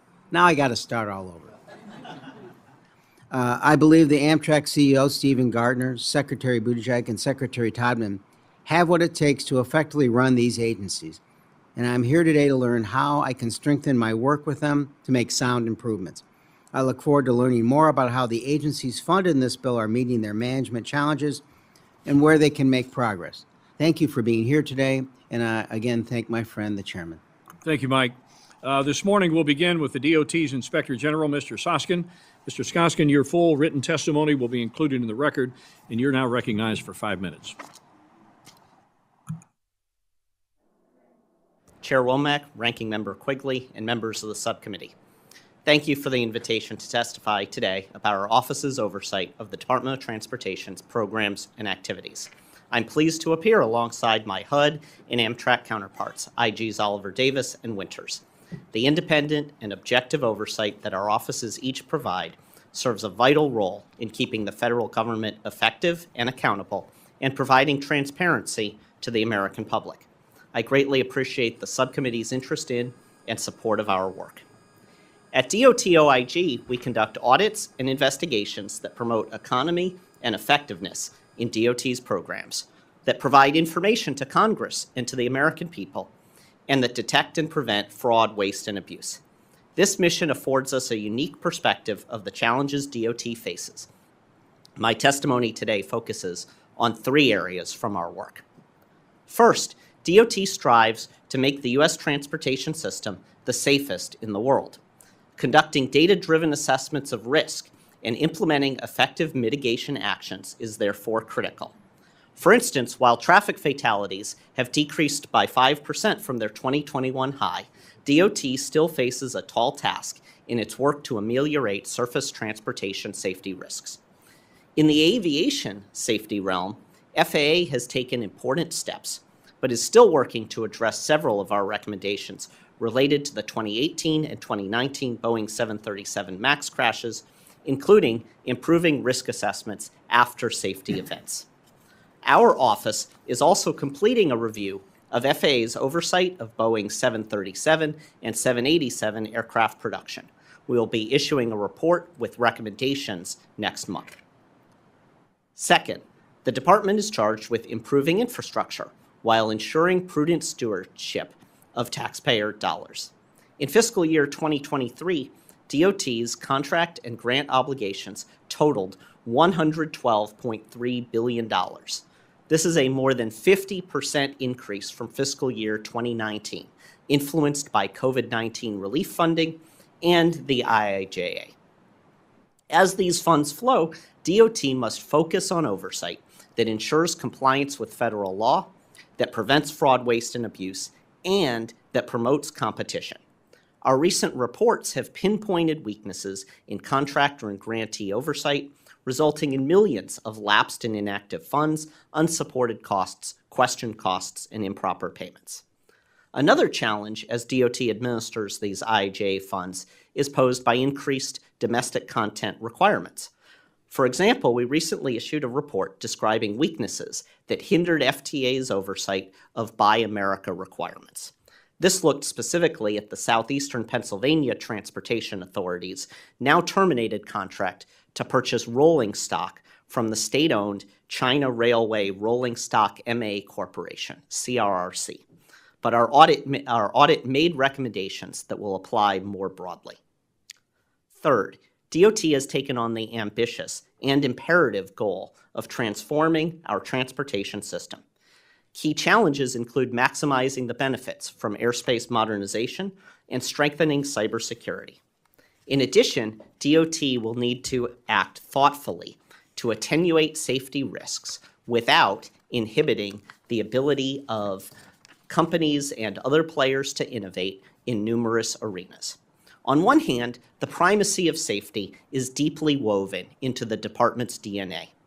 On the other, the department justifiably takes pride in the history of American leadership in modes ranging from rail to automobiles to aeronautics, leadership that has helped make our country secure and prosperous. Striking the balance required to sustain this leadership while protecting the traveling public is no easy task, particularly when multiplied across a myriad of modes, technologies, and use cases. For example, FAA has made recent progress in using its authorities to permit additional beyond visual line of sight drone operations in North Texas and nationwide. However, FAA is still working to issue its notice of proposed rulemaking and eventually a final rule to make such operations routine, scalable, and economically viable. Meeting the department's many goals will also require that DOT and all of its employees aspire to organizational excellence and staff with high-caliber, dedicated public servants whose activities are measured and monitored with data as they work in our new, often telework-friendly environment. Mr. Chair, this concludes my prepared statement. I am happy to answer any questions you or other subcommittee members may have. Thank you so much. Now I recognize HUD's Inspector General, Ms. Oliver Davis. Your full written testimony will be included in the record, and we're going to recognize you now for 5 minutes. Thank you. Thank you. Good morning, Chairman Womack, Ranking Member Quigley, and members of the subcommittee. Thank you for inviting me to testify about my office's oversight of the U.S. Department of Housing and Urban Development. HUD's programs provide critical funding to communities and households throughout our country. Its 2025 fiscal year appropriations total more than $60 billion in grants for rental assistance, preventing homelessness, revitalizing communities, and promoting economic development. Another $94 billion is available in HUD's disaster recovery and mitigation programs through supplemental appropriations. Additionally, HUD insures trillions of dollars in mortgage loans to provide affordable housing and home ownership opportunities and creates liquidity through these loans through Ginnie Mae's mortgage-backed securities program. It's a portfolio that has grown to over $3.6 trillion in mortgage-backed securities as of August 2024. HUD's programs continue to expand as our country faces significant and complex challenges in the housing space. There is not enough affordable housing to meet the demands of American communities. The affordable housing stock is old and in need of major repairs that are costly. The funding needed to improve conditions at these properties has consistently outpaced HUD's funding levels. Current economic conditions may create liquidity crunches for many of the independent mortgage banks that HUD relies on now to service loans and provide payments to investors. There's legitimate concern about the impact that an economic downturn could have on servicers' ability to operate, and whether Ginnie Mae will have to take on responsibility for servicing portfolios like it did in 2022 with the collapse of reverse mortgage funding. And natural disasters are expected to continue more frequently and with great severity. Permanent authorization of disaster recovery and mitigation programs would reduce the time it takes for HUD funds to reach local communities in need. My office's oversight strategy is centered on helping HUD maximize the outcomes that its programs and funding generate and strengthen HUD's capabilities to prevent fraud, waste, and abuse. We are focused on protecting taxpayer funds and ensuring they can deliver better for the communities and families that rely on HUD's important programs. We have identified over 30 open recommendations across HUD's programs as priorities for HUD leadership to address. For example, our office has recommended HUD do more to enhance controls that prevent fraud before it occurs. HUD also needs to ensure that its over 40,000 contractors and grantee partners are held accountable for assisting in fraud detection and prevention. Similarly, we have identified that HUD remains chronically challenged with identifying the extent to which improper payments are made in its two largest rental assistance programs. HUD has been unable to estimate the amount of improper payments in these programs for the past 7 years. Funds spent in these programs total more than $45 billion in payments in fiscal year 2023 alone and make up over 2/3 of HUD's expenditures. Estimating improper payments is the first step in finding why they occur and creating a plan to reduce them. In its oversight of safety hazards and assisted housing, HUD needs to ensure that property inspections are performed within required timeframes and that complaints about health and safety risk in multifamily properties are resolved timely. Recently, we examined large housing authorities' management of health hazards in the public housing and voucher programs. Our reports identified that households are living in units that simply do not meet quality standards at a minimum. We also found instances where HUD authorities are not properly assessing lead-based paint exposure or properly informing HUD of lead poisonings in their units. We will continue prioritizing this type of work to ensure HUD's programs partners are accountable for providing decent, safe, and sanitary housing to our communities.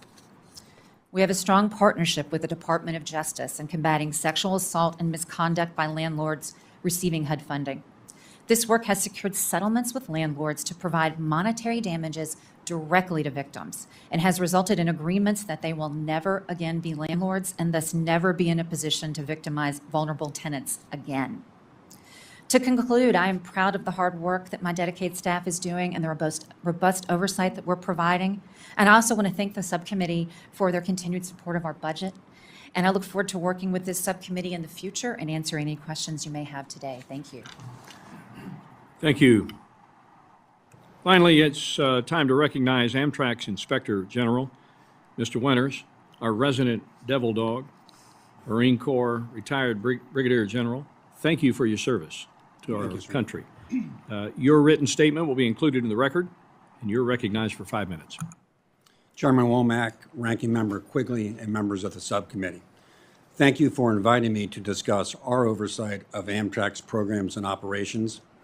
Although Amtrak OIG is relatively small, about 100 auditors, investigators, and support staff, I am very proud of their independent and objective oversight efforts on behalf of the American taxpayer.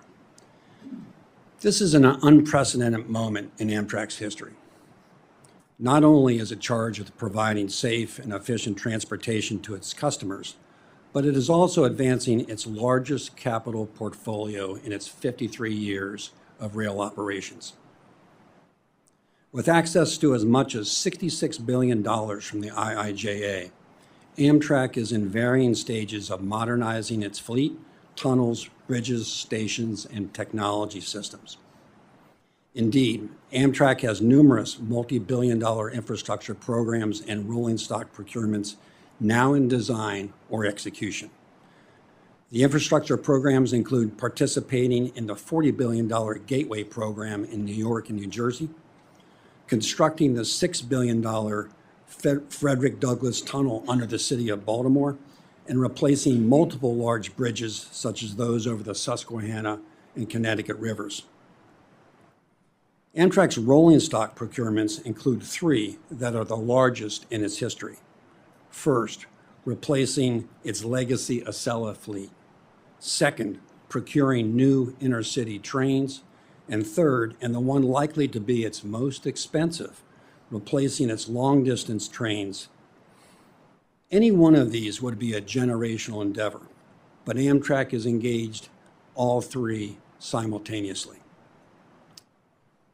In our view, the pursuit of these multi-billion-dollar capital programs presents a host of transportation improvement opportunities for our nation.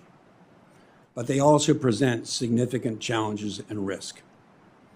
That risk is amplified by the fact that Amtrak still must meet obligations that are difficult under the best of circumstances.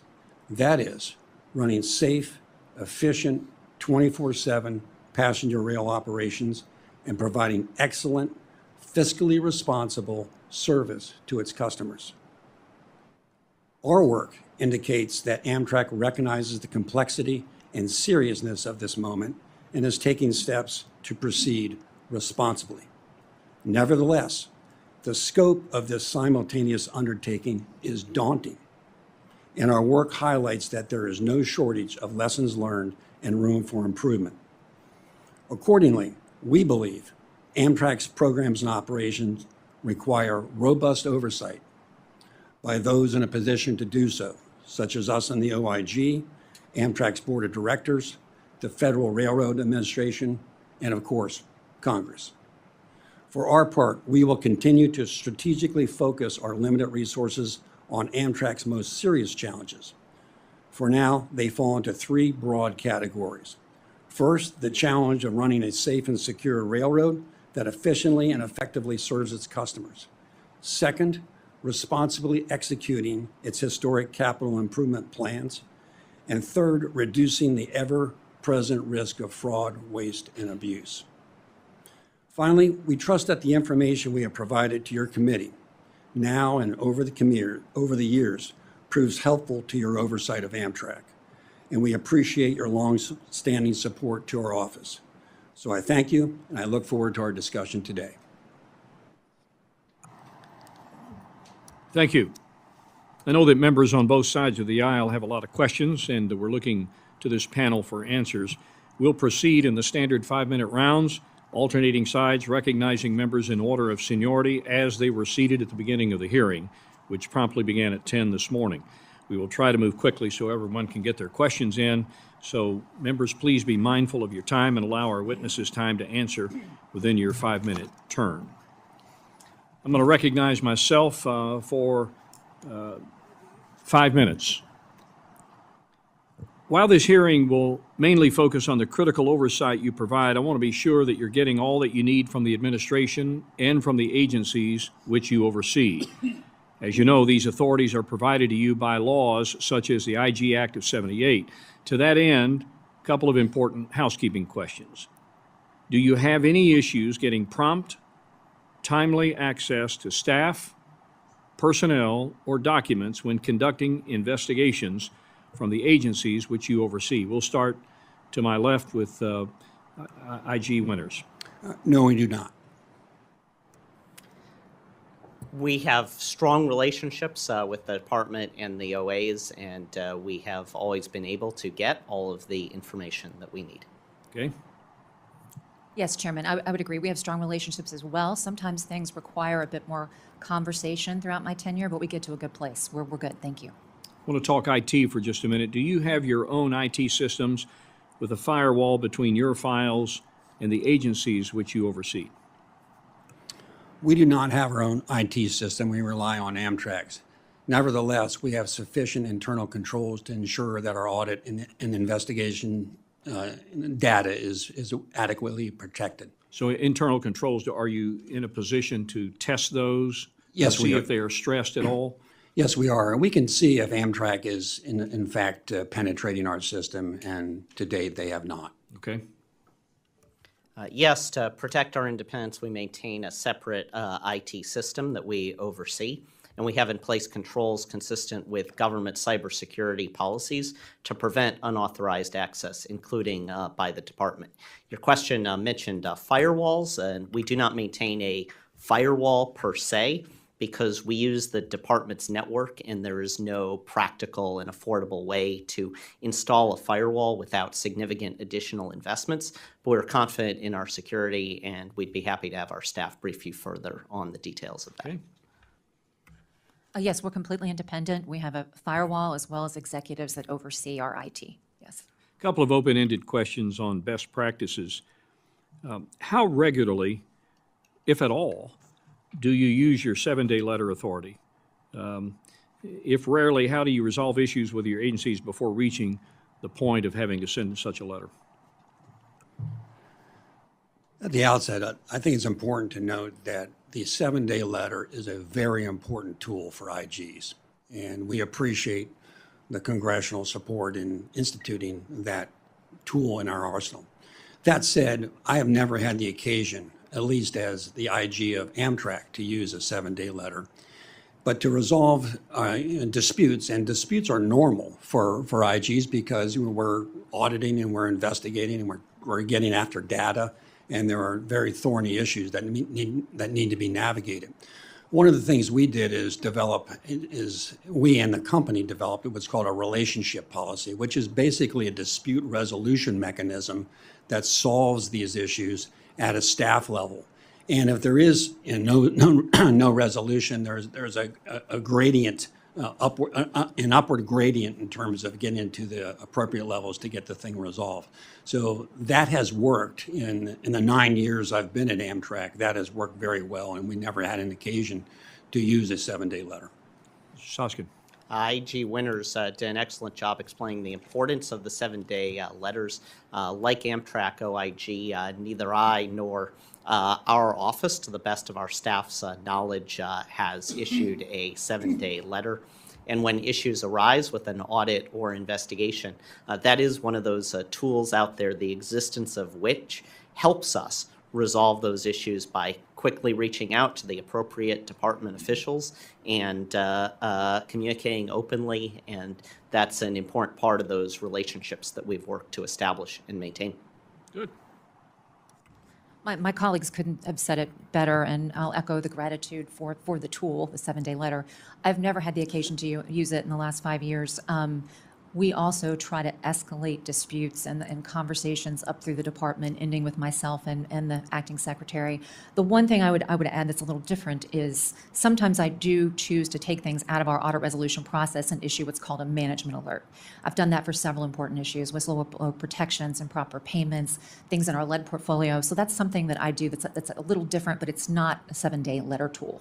At least you've got the tool in your toolbox, should you have to go to some high torque answer, or resolution to a challenge. Finally, and this will be quick, have any of you ever been concerned about being as transparent with Congress or the public as you would like? Ever been an issue? No, it's not. While there are occasionally some transparency challenges, we're confident we've been able to share the information, particularly with Congress, that we need to share. Absolutely. I mean, the department definitely has its own privileges. We've had issues around, cybersecurity discussions, that sort of thing, but I've never felt that inhibited our oversight, our ability to be transparent with our stakeholders here or the public. Thank you. Mr. Quigley. Thanks again, Chairman. Ms. Davis, if only to afford you the opportunity to perhaps do a deeper dive involving disaster recovery oversight. As you know, it's been 2 years since Congress provided long-term housing and transportation disaster relief. This is in the wake of 23 and 24 disasters, from Francis Scott Key to Maui, major hurricanes in the south, tornadoes in the Midwest, no shortages of disasters in these last few years. I'd like to hope that working on bipartisan basis, as that trip to the Key Bridge demonstrated, we'll come to terms with that. But given the role HUD plays in long-term recovery of communities, housing, schools, or rebuilding businesses, what do we need to know about your office's and needs and resources, particular to that, and given the numbers that we're going to be seeing on a continually growing basis? I appreciate that question. And I'm certainly grateful that the subcommittee is attuned to our need for resources. Anytime we see a supplemental come out to address disaster, we hope to see funding certainly for our oversight. The one thing I would add is the money takes a while to get spent. That's the nature of disaster recovery. It's also some of the challenges in getting the money out the door, as well as having the grantees spend the money effectively and expediently. So often we're looking at years following with our own oversight. So having funding that is not tied to a particular fiscal year, giving us a little flexibility, is often a very good thing. Yes, that would be very helpful. Thank you. And you were talking before about fraud detection and other aspects. What are the unique challenges associated with this that your office faces? Well, frankly, our office has limited resources, and we're in a bit of a follow the money, chase and pay situation with our oversight. The main recommendation we have made there that I think could be most helpful is if the department, the policymakers, those administering the programs would get in front of the fraud. We're looking for them to do fraud risk management on the front end, particularly with the level of grant funding that's going out through the department. We're hoping to see a top-down approach to that within the department. We are seeing progress. This has been an ongoing conversation for us. We did a look at HUD's fraud risk program department level wide and found it to be ad hoc, or just beginning, just starting. We have historically seen that the department looks to grantees to manage the fraud.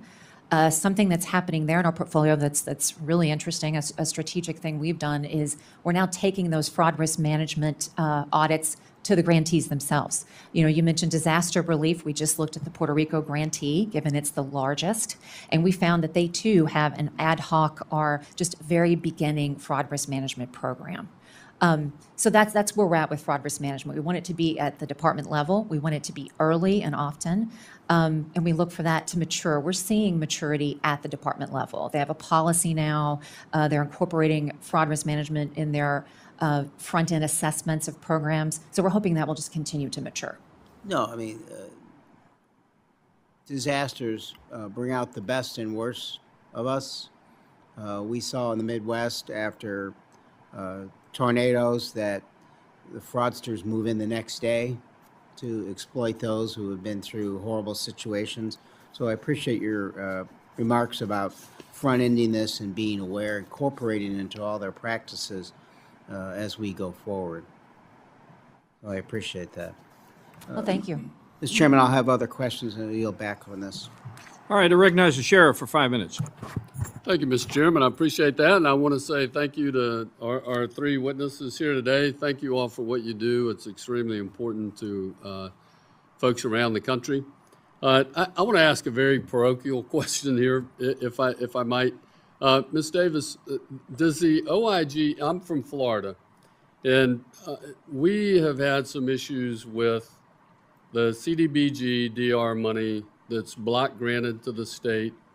And we've had some issues with not only our HUD properties, but also individual property owners. And I know the state is trying to work through this with, I think they had a subcontractor that failed to follow through and do their job. So my question is, on a CDBG grant, once we block grant that to the state, does OIG still maintain some investigatory and responsibility for that? Yes, sir, we do. We follow the money, so to speak. If the money goes to the grantee, we have the authority to audit that grantee, investigate the use of funds. Something we're looking at now with respect to grantees is, outcomes. We're trying to do more outcome-based work. So yes, we do. Even when the state's doing the contracting? Yes, yes, Okay. absolutely. And Okay. that's actually, it's a challenge, certainly, because Good. we see grantees, the money goes beyond the grantee to subrecipients, contractors. Often we have trouble getting that data. And that's a lot of times where we see the fraud and improper payments. So yes, but we do attach to that still. Excellent. Are you familiar with what's going on in Florida with the IRMA, CDBG? I know there are challenges with CDBG in general, yes, but and if there's more that you would like to raise my awareness to, I'd be happy to meet and discuss Love those to. things. Okay. Yes, thank you. Thank you. Let me jump over to Mr. Soskin. I want to talk a little bit about ATC staffing. In the spring, the chairman had a hearing with the Secretary Buttigieg, and he talked about hiring 2,000 more controllers in 2025. That's really important to me because, again, I'm from Jacksonville, and our air traffic control center is in that funnel, and we have had 300 staffing triggers, which means delays, planes are diverted, that sort of thing. Can you talk about this? I know one of the things that FAA is talking about doing is trying to move some of their training, and I assume that's the ground training that they're doing, to universities and others outside of their own academy. Can you talk a little bit about that? Do you have any concerns, and how's that going? Well, the Jacksonville facility that you mentioned, that's one that we're familiar with. We highlighted, in fact, in our audit report a year or two ago about air traffic controller staffing issues, the extensively high number of staffing triggers there. And also the bottlenecks in air traffic controller training that have developed in part as a result of limited capacity at the FAA Academy, and part as a result of a number of protracted pauses that were put in place on training, both at the Academy and then the field training that takes place in control towers and air traffic control facilities themselves as the pandemic continued. That has led to a real staffing backlog, and the program that you're describing, the program to allow students graduating often with degrees in air traffic control from certified or recognized air traffic control colleges and universities to then move more directly into the in-the-field training. That is a tool that the department feels holds extensive promise for unblocking some of that backlog of training. But what's important is that it won't be a swift process for a controller to be fully effective in all situations that air traffic controllers encounter, and to not be a drain on the time of trained controllers to carry out that training. That is a process that will take years. Thank you very much. I really hope we can stay on top of that with the colleges and make sure that it's a smooth transition. But I thank you for that, Mr. Chairman. I yield back. Yeah. Real quickly on that subject with colleges involved in the training, is there any kind of accreditation process that, I'll leave it with that question, accreditation issues associated with farming out that training?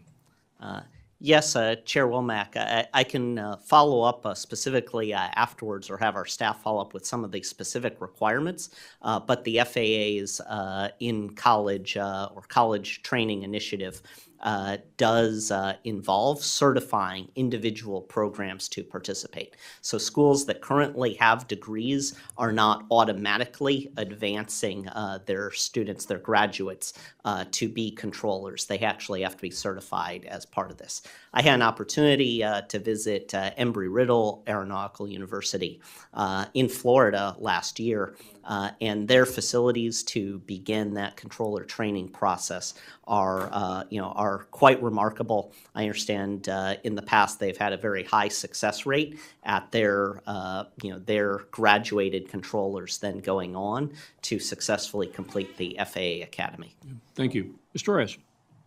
Thank you, Chairman, Mr. Soskin. I'm really glad to hear about you looking into the controller issue training for them and including other opportunities so that people don't have to fly out of state in order to get the proper training that they need. Ms. Davis, thank you for being here today. My questions are going to be to you. I want to emphasize also the importance of the following points I'm going to make. Properties involved in HUD programs must be completely free of dangerous materials, contamination, and toxic chemicals. However, despite HUD's efforts to eliminate hazards in its assisted properties, there are still several safety and health issues that need to be addressed. In your testimony, you highlighted that your office oversees state and local governments that receive federal funding. You also note that your office prioritizes oversight work aimed at reducing environmental and public health hazards in HUD-assisted housing. The Housing Authority of the City of Los Angeles has received federal funding and requires increased oversight. Let me make that point again. The Housing Authority of the City of Los Angeles has received federal funding and requires increased federal oversight. Since 2004, that I am personally aware of, this agency has endangered the public health of the communities that it serves and its employees. An article in the LA Times from that year described workers being forced to remove tiles containing asbestos without proper protection or equipment. Subsequently, Cal-OSHA investigators found concerning issues related to asbestos in housing authority properties. And in 2005, after many attempts to get them to correct these problems, they issued a willful violation for their negligence. I want to know, how is it that agencies communicate to you when they fail to comply with minimum standards, protections for their tenants, for their workers? Recently, it was reported that an investigation will be conducted in Watts after a study revealed several homes with lead contamination in the water supply. According to the study carried out by the Better Watts initiative, 21 out of 540 water samples from Verify Watts addresses, including single-family homes and public housing units, contain lead. It is unacceptable that the poor working class people are forced to live in dangerous condition by an agency receiving the bulk of its money in federal dollars.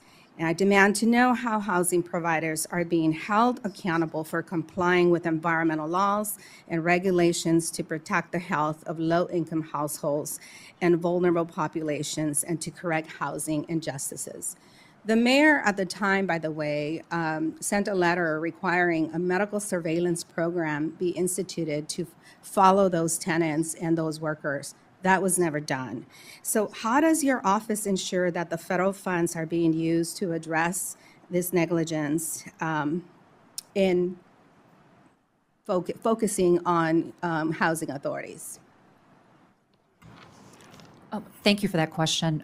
You have hit on a part of our portfolio that's taking up a remarkable amount of our resources and our time, because it is a very challenging part of the HUD portfolio. Everything you're talking about, asbestos, so you didn't mention infestations, but there's plenty of those, lead paint, all of that falls squarely under my environmental justice initiative. We have a robust audit side of the house that is doing a remarkable amount of work in that field. We are going out in the communities with our investigators. We have teamed up with DOJ and U.S. Attorney's offices, and we're doing community outreach. I just was in Richmond, Virginia 2 nights ago with the U.S. Attorney and our staff, and we're telling community groups what we want to hear from them, and we're learning while we're there. I'm talking about lead, certainly unit conditions and how people are suffering, and they're raising our awareness and telling us about more things we didn't know. So I want we're to follow learning. up with you because we're really out of time, but I do want to leave you with this. To the record, I want to enter a LA Times asbestos removal lax safeguards workers in Los Angeles, as well as all of those willful violations that they have received back in 2004 to 2008 period of time, which has triggered for me the issue that I want to hear directly from you. How is this agency able to continue to perform so poorly and continue to receive federal dollars without being held accountable for the injustices that they are creating, targeting people of color, by the way? And I yield back.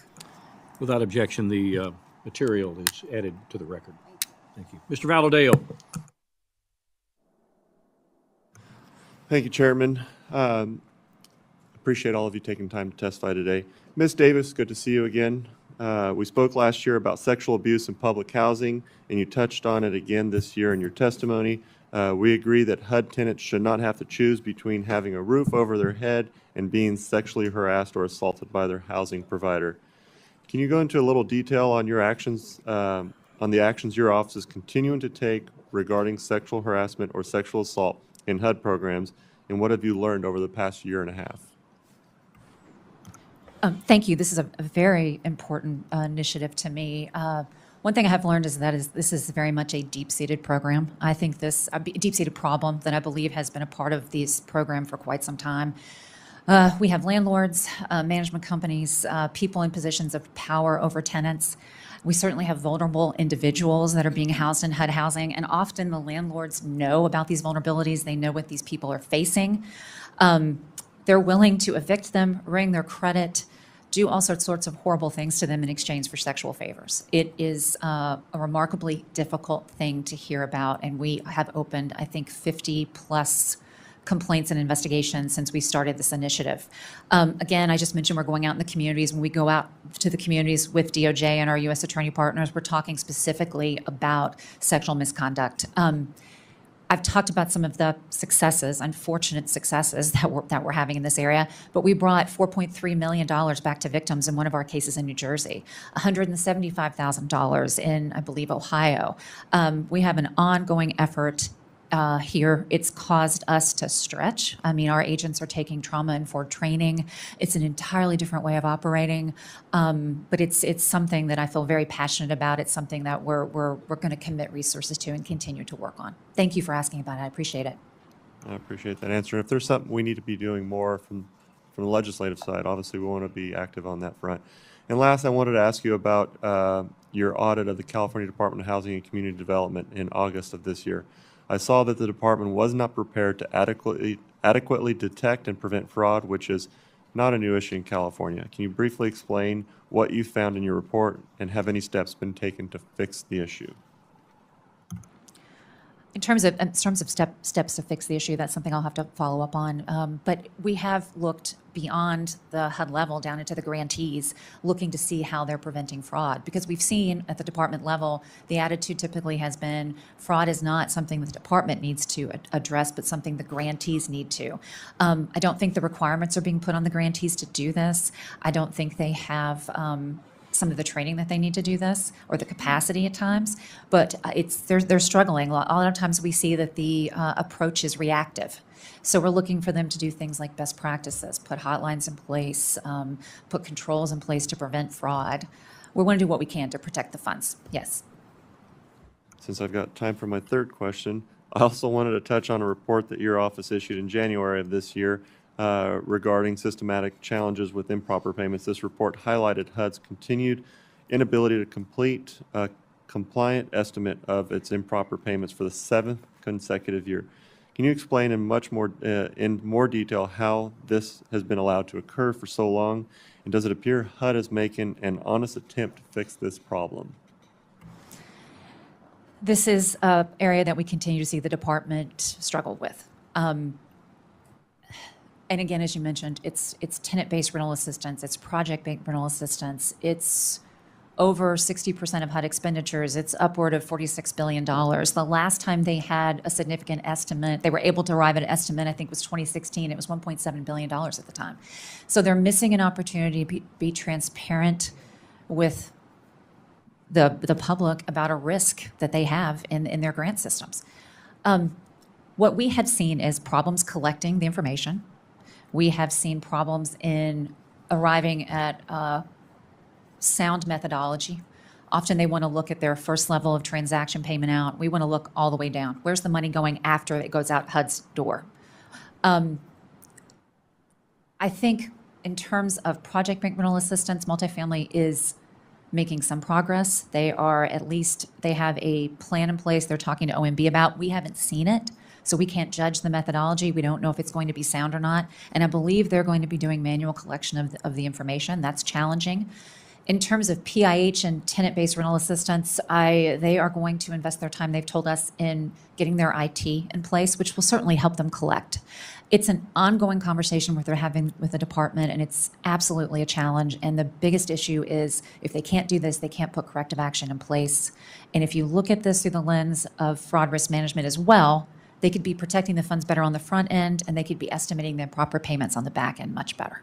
So, yeah. Well, I'm running out of time here, so I appreciate that, and hopefully we'll have more time to talk a little bit about this, because getting that data is obviously vital, so thank you. Thank you, Mr. Valadeo. Mr. Gonzalez. Thank you, Chairman, for holding this. I'm actually very frustrated with HUD right now for a couple different reasons. My question to you, Ms. Davis, is when was the last time you visited San Antonio? I was just in Houston, but I have not been to San Antonio yet. I love Houston. Houston is not San Antonio. No. San Antonio is the 7th largest city in the United States. I'm Hispanic. It is predominantly Hispanic. We're having a growing issue with housing. On May 1st, the secretary came before this committee, and I asked to host her in San Antonio. She agreed to that, and I have yet to hear anything from them. I mention this because a lot of these issues that we talk about are very prevalent in San Antonio. Once again, we're not talking small, little, off-the-beaten path. Everyone goes other places. They do not come to San Antonio. I'm also, I'd love to host. I'm not trying to be confrontational here. I'm trying to highlight the issues that I'm seeing in my community. I represent about 40% of Bexar County, and bring to light on how we can fix some of these very long-term systemic issues. You're talking tens of thousands of people that are on the HUD waiting list. You're talking about very old infrastructure. I'm willing to help out from being on the Appropriations Committee and this piece to it, but there has to be a partnership, and I'm not seeing a partnership here, and I do not understand why. Once again, I hear the administration always talking about equity, equity, equity. Well, guess what? This is a Hispanic community that needs help. My first question is to Mr. Soskin, and this is about Del Rio International Airport. Earlier this year, I supported the FAA reauthorization package, which addressed critical needs across our aviation infrastructure and safety programs.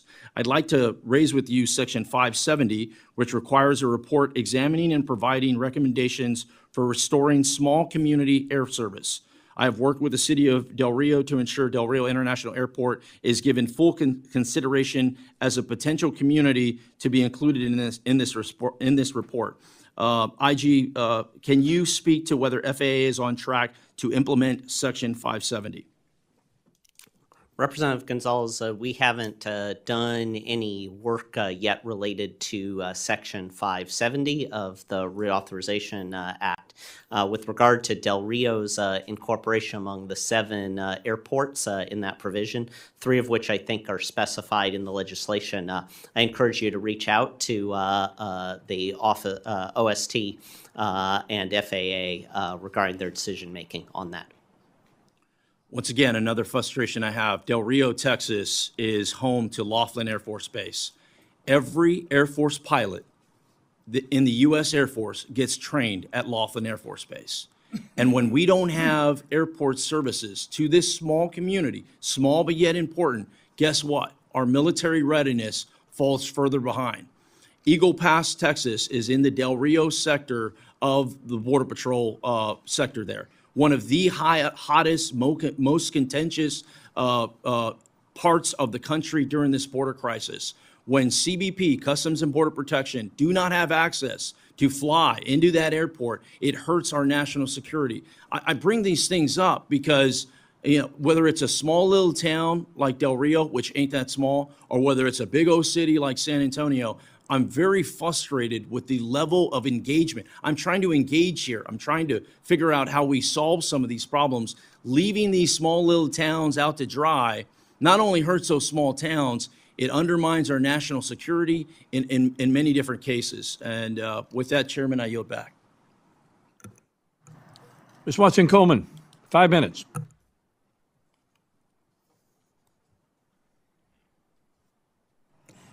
Thank you, Mr. Chairman, and I apologize. I had another obligation this morning, so I missed testimony, but I do have questions. So this is for you, Inspector General Davis. Oliver Davis, is it? Thank you. My understanding is that we have heard your testimony regarding an account of a property owner falsely affirming that he had no knowledge of lead-based paint and or lead-based paint hazards in the housing. In New Jersey, our children are living, you know that, in housing that was built before 1950 and most likely are at highest risk for elevated lead due to the potential presence of lead paint. I'm concerned about property owners in my state who would falsely affirm their records. So can you describe what resources HUD needs to better audit these inspections, and if there's more that you need than what you have? Well, thank you for drawing our attention to the lead-based paint problem. And you mentioned the age of housing. That is absolutely a top risk factor. And we have looked at this problem at the program level. We've looked at PHAs and how they're handling lead-based paint. We've found that HUD doesn't have even the basic information as far as the number of units that are facing lead-based paint. They're not tracking elevated blood levels appropriately. They have a tracker that has been moved to a new platform, which is a good development, but there are still variances in that tracker. So they have to know about the problem in order to react to it. We are seeing at the grantee level a lot of lack of communication between PHAs in reporting elevated blood levels to the departments, the local health departments, or to HUD. That communication has to happen in order for environmental investigations to happen, in order for there to be some kind of remedy. In terms of needs, it's a remarkable problem in terms of HUD's oversight. They have tens of thousands of program partners that carry out this housing assistance program, rental assistance program, and they all are accountable for lead. And we see a real struggle with accountability there and a real struggle with oversight at the department level. In terms of our needs, this again fits squarely in my environmental justice initiative, which I'm committing resources to. I have a whole audit team devoted to it, and I have special agents in 1811s that are out there on the streets looking for bad actors in this area. We could always do more with more. We are scratching the surface in terms of lead and in terms of unit conditions in HUD housing. We'd love to be getting out all over the country and looking at these risks. So HUD actually provides resources to local entities that should be following up on this at their level, right? Well, we're talking basically about, the grantees, the PHAs and their contractors and their management companies. All that money, of course, flows through the department. And then the accountability should be from the department. They should be holding them accountable. What about inspectors? What about local housing inspectors and health inspectors? Do they have a role in this? Yes, they're part of it. I mean, certainly we've seen REACT inspectors have gone in, and we now see Inspire, of course, that's emerging. All of that involves inspections. So does HUD give resources to these local entities? Yes, to carry that out? I believe. I don't know if the money would flow directly to the inspectors from HUD or if it would go through the PHAs and the landlords. But I'd need to follow up on that with you. But it's all part of a accountability issue. Yes, and I have to acknowledge a capacity issue as well. These are, there's 3,000 PHAs out there alone, not to mention all the landlords. That is a remarkable lift. It is, but it's really important that our children are not exposed to lead, and we need to figure it out. I can't believe I have 29 seconds, so let me just... Pardon? There'll be a second. I wanted to ask Mr. Soskin, you are responsible for the oversight of the implementation of the infrastructure program, right? Does that include oversight into who's getting contracts, that the president's goal for the utilization of MBEs and women-owned businesses and others are being included? Yes, and in particular, our investigators have carried out numerous investigations with successful outcomes of people who misrepresent themselves as eligible to participate in women-owned, in disadvantaged business and small business, veteran-owned business programs. Thank you. Mr. Chairman, I will have questions if we have a second round, if we have a Yes, second ma'am. round. Yes, ma'am, of course. Mr. Diaz-Balart, 5 minutes. Mr. Chairman, thank you very much. And to all of you, the work that you and your teams do are so hugely important. So thank you. Thank you for your service. A couple questions, if I may, Mr. Chairman. General Soskin, Inspector General Soskin, your office released an audit report on June of 2023 regarding fraud risk assessment processes for the Infrastructure Investment and Jobs Act. Your auditors found that, and I'm going to kind of quote it here, without expanding its fraud risk assessment process, quote, DOT may not be optimally positioned to comprehensively identify, properly assess, and appropriately prioritize resources to address the full spectrum of fraud risk across all of its programs. I know that the DOT concurred with your two recommendations, but yet, about a year and a half later, neither the one requirements of assessment nor on mitigating fraud, to my understanding, has been closed. A couple questions on that. How would meeting these two recommendations help ensure that funds spent in that program, the surface transportation projects, are spent appropriately and as intended? And two, have you gotten any indication that there's a plan to complete these recommendations? Is that a high priority for the department? What's your view on those? Well, thank you for your attention to that audit, which is the product of excellent and painstaking work by a number of our auditors. And it deals with a lot of money. And it deals with a lot of money. So we did make the two recommendations that you're asking about, and the first of them is really important because what we recommended essentially is that people who are knowledgeable about each of these programs, or the program areas for something that is a new program under the IIJA, those people should be engaged in the process of thinking about the program and its design, thinking about how bad actors might exploit the program or seek to exploit it. And then, based on a risk assessment that involves the size of the program, its maturity, the types of risks that those knowledgeable people have identified, then the operating administration should determine how much in terms of resources to dedicate to ameliorating those fraud risks and how best to protect against them. I mean, it's really no different than a physical security assessment we might do on a building or a cybersecurity risk assessment. And our second recommendation there is essentially that, well, we have operating administrations, the Federal Transit Administration, the Highways Administration, the Motor Carrier Safety Administration, but the department as a whole at the DOT level should help across the operating administrations, help them be consistent in their approaches. How And much guide are them you in how to do saying, this. are they, because again, my understanding is that it's not all been implemented, and is this a priority? I mean, I know it's your priority, you all have done the work, but from the department. So relevantly, last month, the department circulated a draft order within the department. And that draft order would, when implemented, establish policy and guidance department-wide, specifically on fraud risk assessment. We expect that process to be completed by the end of calendar year 2024 with the new order going into effect and implementation shortly thereafter. So I guess better late than never, but at least I guess there is some light at the end of this tunnel, correct? You We think? certainly appreciate the department's actions. And we would love if you would just kind of keep us in the loop as much as possible, just let us know how that's going. Absolutely, Separate we'd be happy question, to. which I don't, Mr. Chairman, necessarily expect an answer today, but I don't know if this is for you, sir, or for maybe Mr. Winters.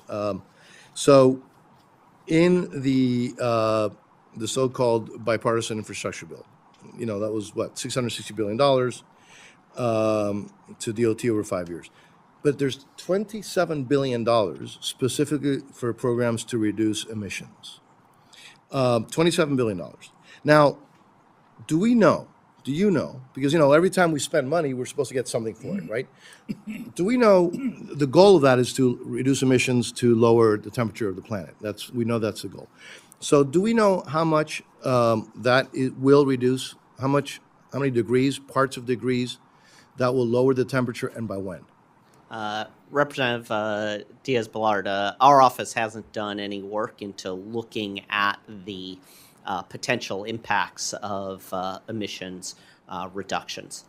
And that's fair. The problem, Mr. Chairman, is that we keep spending all this money, taxpayer money, on supposedly to stop global warming, and yet I'm not blaming you all, by the way, I have yet to get one answer from those either pushing it or those trying to implement it as to how much it will actually cool the planet. And it seems that if we're spending billions upon billions of dollars, we should know what we're getting for it. And I've yet to get that answer, and I will continue to pursue it. Thank you, Mr. Chairman. Thank you. And you're asking lawyers for that. So they're not scientists, I guess they would argue. Mr. Siscomani, 5 minutes. Well, thank you, Chairman, and thank you, Inspector General Soskin, Inspector General Oliver Davis, and Mr. Winters here for testifying before our committee today.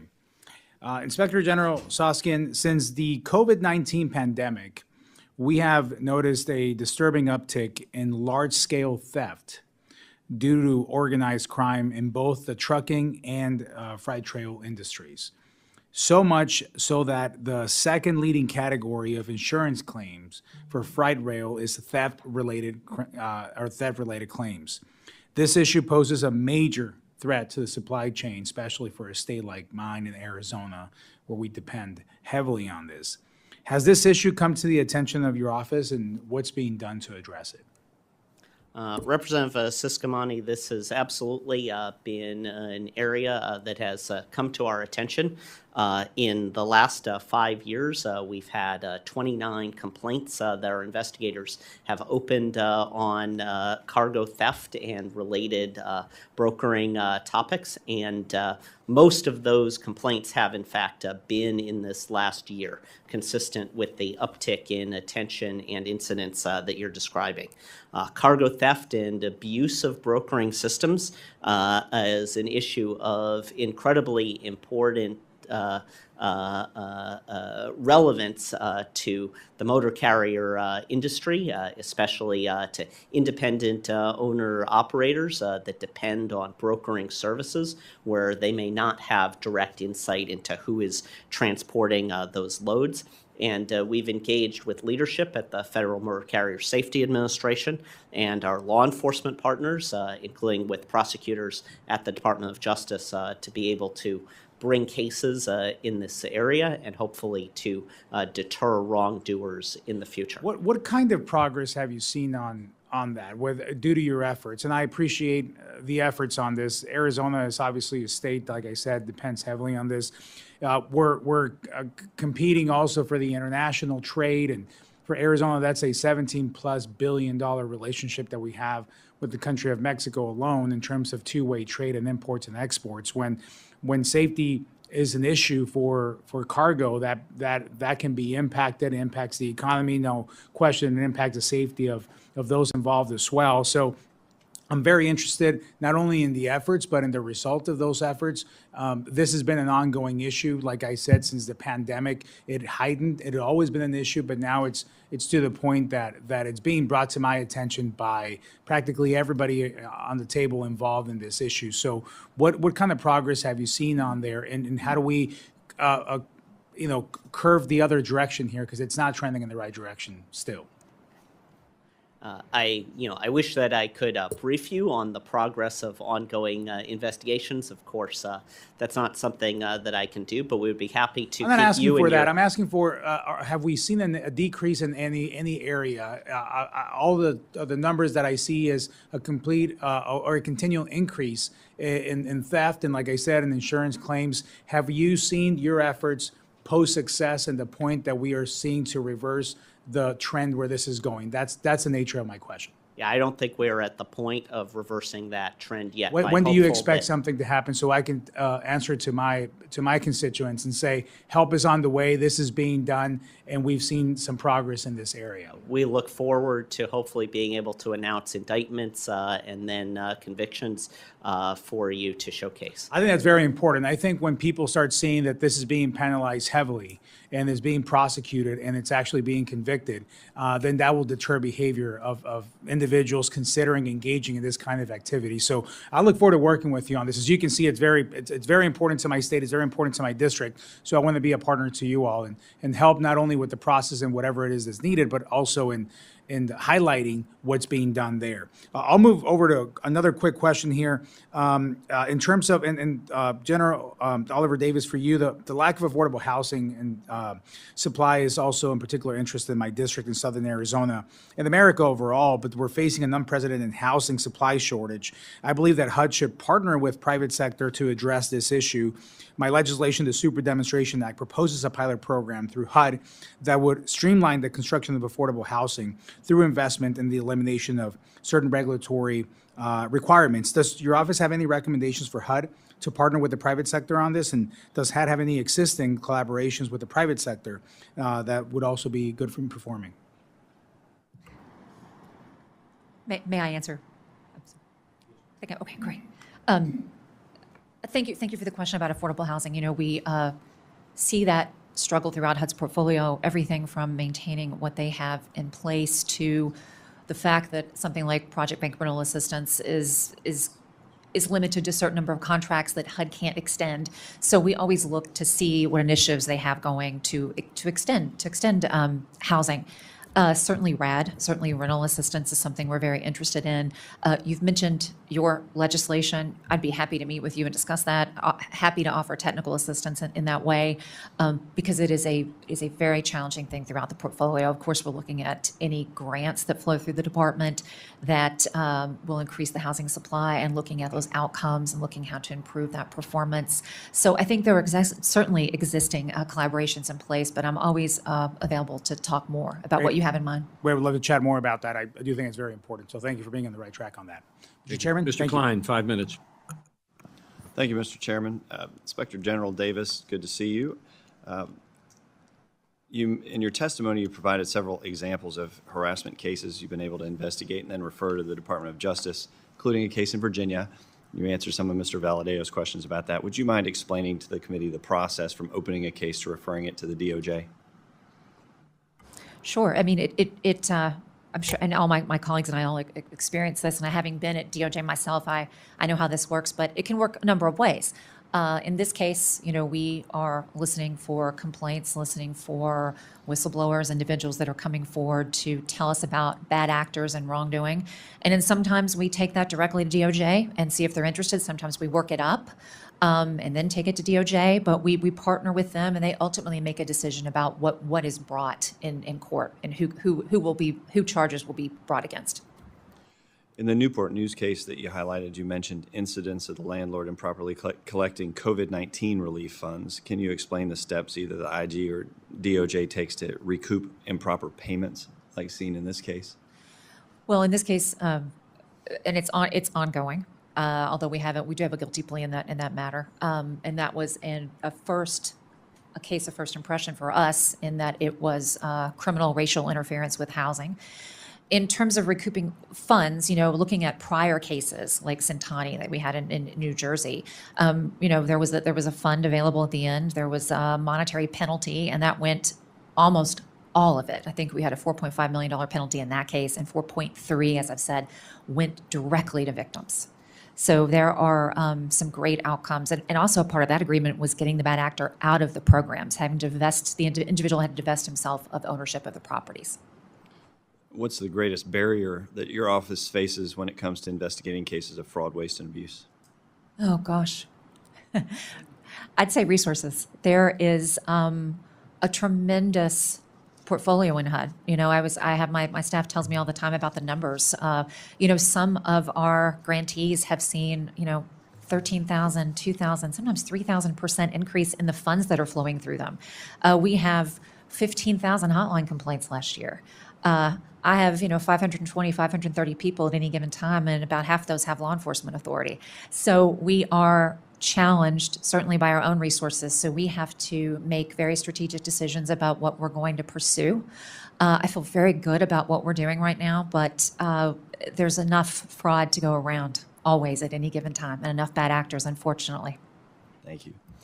Inspector General Soskin, I-81, which runs through my district, is one of the most used interstates in the country for passenger and commercial vehicles. According to VDOT, more than 2,000 motor vehicles incidents take place on I-81 in Virginia every year. To address this, Virginia implemented highway safety corridor programs in 2003, back when I was in the state legislature. Does your office look at state plans like Virginia's highway safety corridor program to see if they could be mimicked or somehow enhanced as a national plan under USDOT? Well, Representative Klein, let me first say that Interstate 1 is one of my favorite Virginia interstates to drive along, notwithstanding the traffic and occasional safety challenges out there. We haven't had the opportunity to do any work that looks specifically at state programs, or specifically the Virginia I-81 corridor program. Each state, not only takes its formula fund grants and creates its own often bespoke programs to make use of those funds, but they often pair that with state funding as well. That said, about $100 million of the funding for the I-81 corridor program is through a TIFIA grant, and we did I suppose it's a TIFIA loan guarantee. We did do an audit a few years ago looking at the department's oversight of TIFIA. In addition, we have a recent audit looking at the department's oversight of state transportation improvement programs, the STIPs that they are required to complete to establish eligibility for federal grant funds. Okay. One of the amendments that I submitted this year didn't make it in the bill regarded DOT creating a standard for marijuana impairment. I'm noticing that DOT has released an anti-impaired driving campaign that promotes the use of marijuana as long as you're not driving. So it says, blaze your own path, just don't drive high. Can you talk about the thought behind this campaign and whether the administration thinks it's wise to advocate that taxpayer dollars be used to promote drug use? Representative Klein, we'll be happy to take a look at that. That's the first that this campaign has been brought to my attention. I have taken the opportunity of NHTSA's programs on many occasions to encourage our staff to refrain from any dangerous driving activities, as well as any violations of the law, including our drug laws. Thank you. Yield back. We've got time for another round if members will respect the time of our witnesses and can be pretty quick about it. I want to go back to improper payments. You issued a management alert back in January. As you said in your testimony, there's $1.7 billion. I think that estimate was back in 2016. It's quite a long time ago. When we had Acting Secretary Todman in, she specifically said, given the deadline for coming back with a plan, monitoring plan, that it would be done by the end of the year. Her words. Based on what you've seen, will HUD be able to meet the deadline? And what, if any, steps have been taken so far? So I'm not necessarily optimistic that they are going to meet that deadline. Are you pessimistic? I'll take that as a yes. We are talking to the department about this constantly and collaborating, and we're certainly here to help. I believe, the collection of data is something the department has struggled with. And we have one housing program doing it manually, another trying to improve their IT situation so they can perhaps take the information on, secure the PII through their technology. We also have questions and have had ongoing questions for quite some time about the methodology. We haven't seen the methodology yet for the multifamily side of the house, and PIH, if they're working on the technology, can't be working on the methodology. So I'm not confident we'll see that by the end of the year. But if we do, I'll be excited to review it. My team will take a look at it. It's certainly an opportunity for the department right now. We are hearing a lot about AI and its ability for us to be able to do some predictive analysis and make some better judgmental decisions based on this artificial intelligence phenomenon.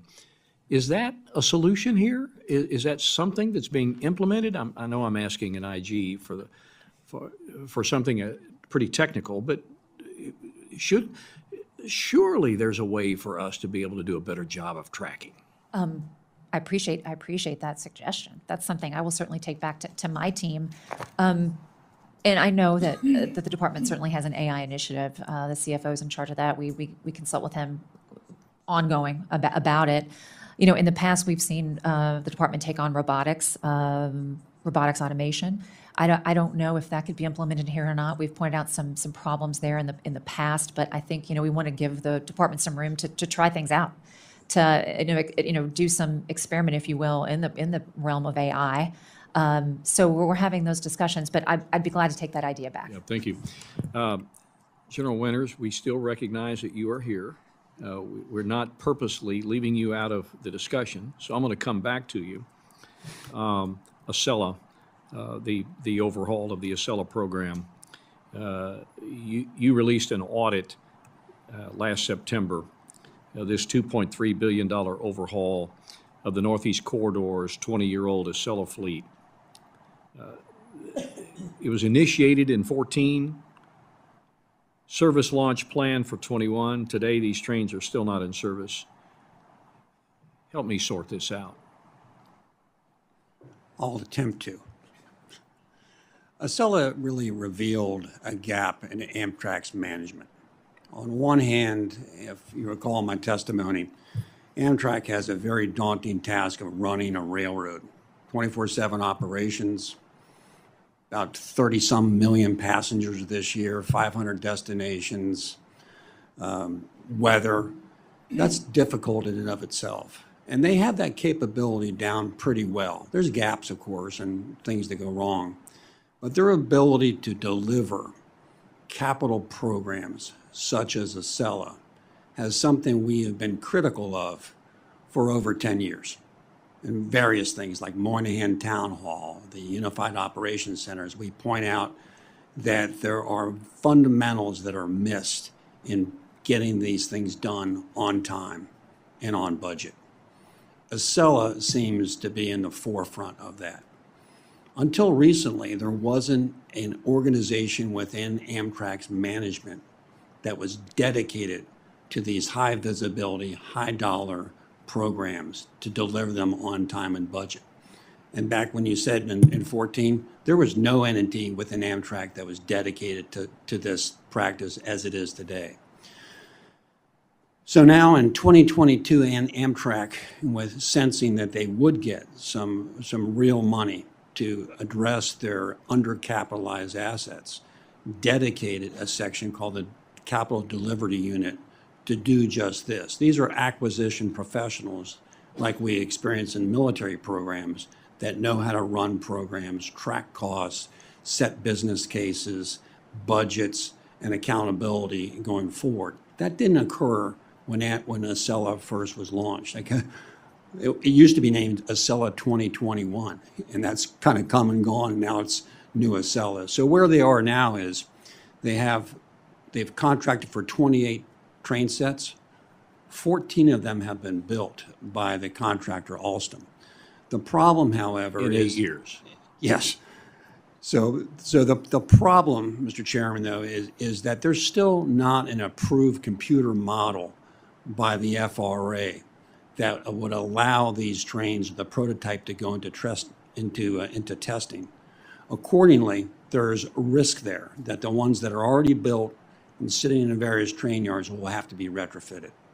Well, I think the taxpayers are in hope that as Amtrak embarks on one of the largest rolling stock purchases in history, that these lessons learned help us do a better job. And that's a very important point. And one of the recommendations we made in that audit is that Amtrak have a repository for just that, for lessons learned in these major acquisitions. They've done that. And in fact, the long distance teams, the ones who are doing that very large acquisitions, are relying on the lessons learned from New Acela. Mike. Thank you, Chair. Thank you all again for being here. I'm the Vice Chair of the Quiet Skies Caucus. Airport noise, a critical issue, not just for me, but for many of my colleagues. It's not just nuisance. This is Harvard and Boston University studies found that aircraft noise faces, those addressing it face increased risk of being hospitalized for cardiovascular disease. FAA, a long and spotted history of addressing this, but they have done some work in this area to survey communities, request input on aviation noise research, but little has materialized. The noise studies in the past were delayed, results not necessarily particularly valuable and questionable as to how they went forward.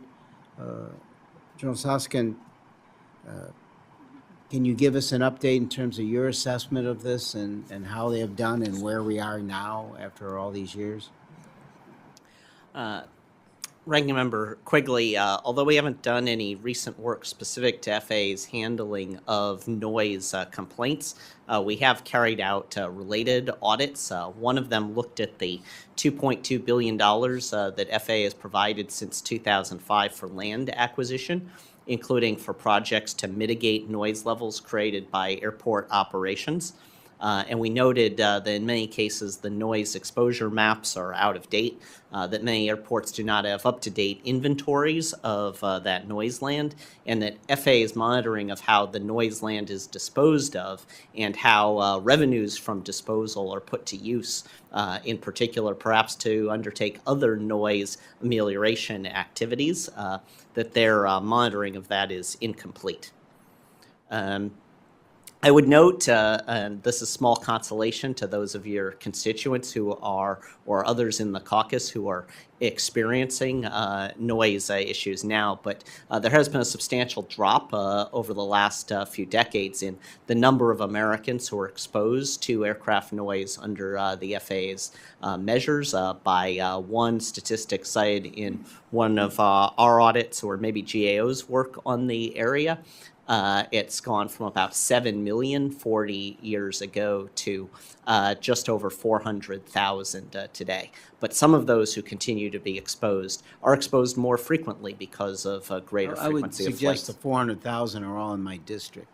And whatever progress we might have made is largely because of the airlines buying quieter planes.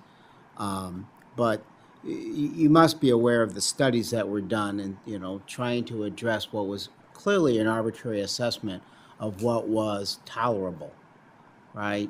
And those studies, we still don't have clear answers on. And there were questions about the methodology there and whether that was accurate, putting off now for years whatever progress that we'd like to make on this issue. Are you aware of these shortcomings that we've faced as well?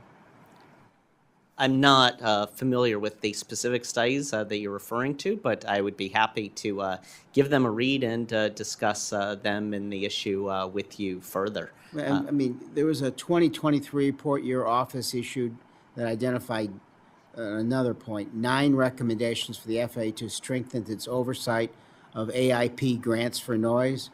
So if at some point you can give us a detailed update on what work you've done to address these recommendations and how the FAA is working to do better on this. All of them are currently open. The target action dates are the end of this year, and we'd be happy to provide you with a further update once those recommendations are acted on. Please do. In general, I do want to. We know you must be doing such a great job. We have fewer questions for you, but I do want to ask one. In February, your office initiated an audit of how Amtrak's dealing with customer service, the experience for passengers with disabilities. Can you give us a little bit of info as why that was initiated, what prompted it, and how well you were working with Amtrak on it? We are very committed to enforcement of the Americans with Disabilities Act and making sure that all Americans have access to transportation. And so our customer service job, focuses on those tenets that we think is important in terms of making sure transportation is available to all Americans.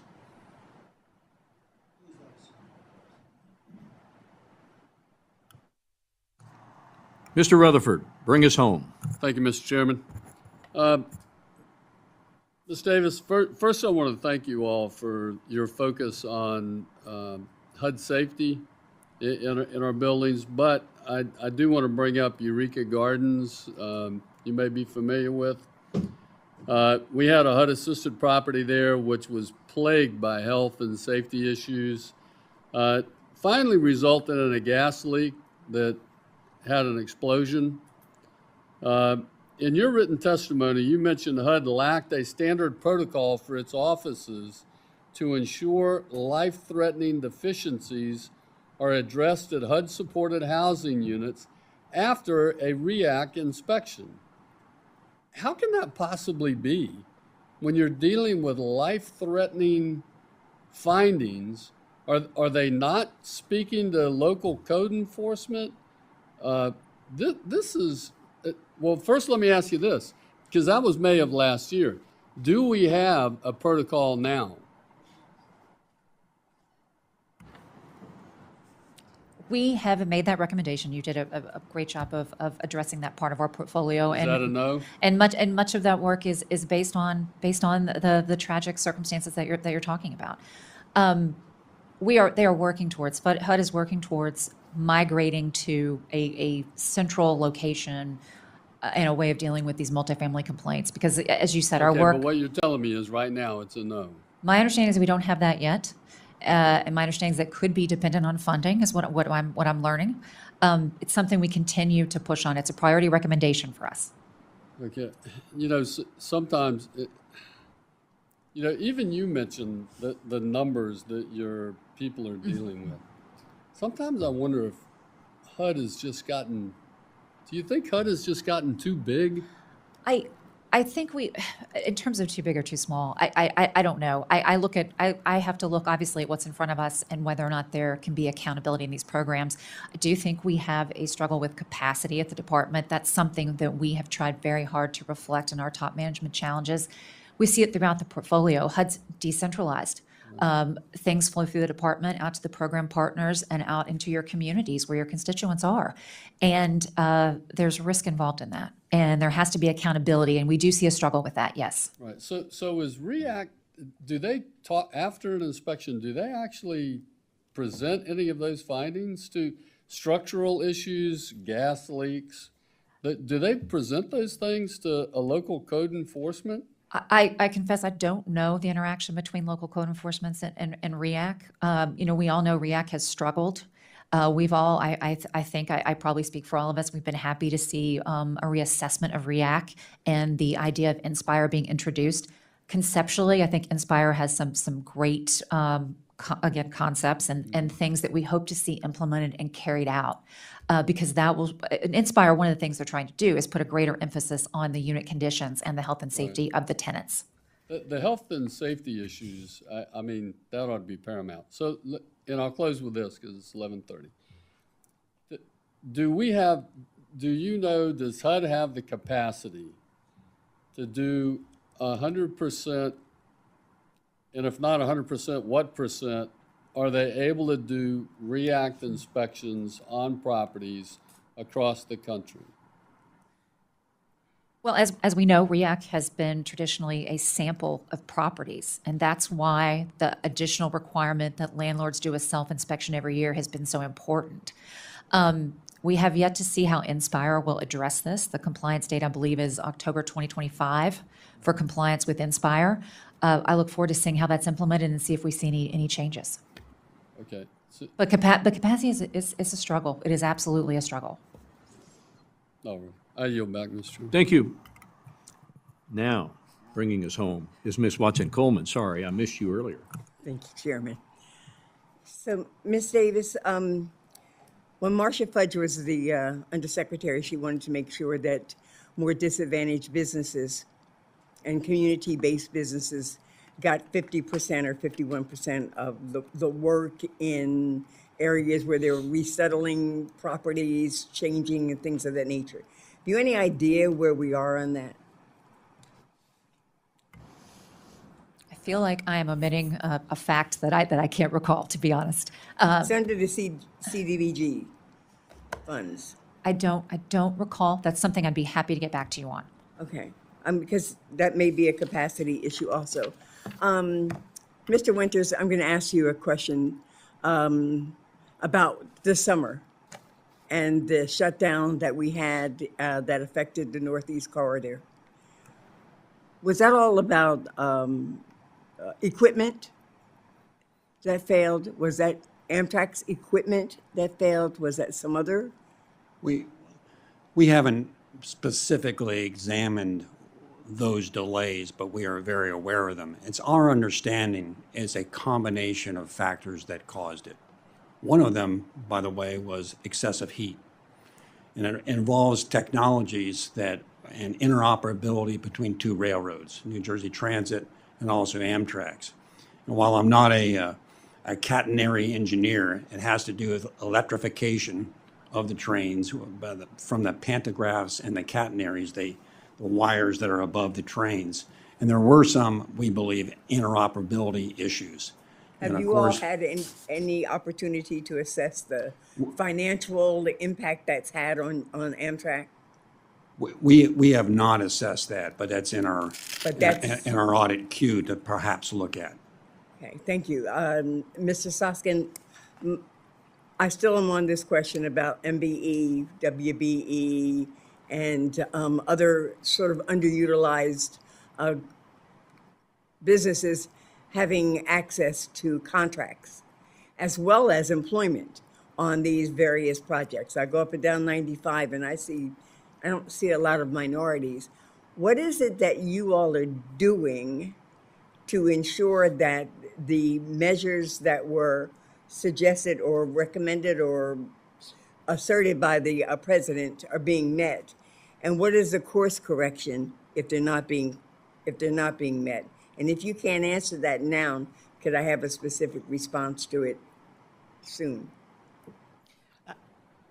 I think much of that is a question for the department, which is charged with meeting those criteria. I know that from the access that they have provided to us in their meetings for planning the use of IJ funds is an issue that they have taken seriously. They have engaged in technical assistance to both grantees and to potential bidders who fall into the categories of disadvantaged businesses. Importantly, when the department measures its progress on the Justice 40 initiative that the administration has, in some of its areas, Congress has legislated that underserved communities be defined to include rural communities as opposed to ones that fall into demographic categories. So I guess I'm asking you because you have oversight of whether or not the department is doing the things that it's supposed to do. So, right? Including this. Yeah. So I just need to know, is the department successful in meeting these goals and objectives? And if not, what is their course correction?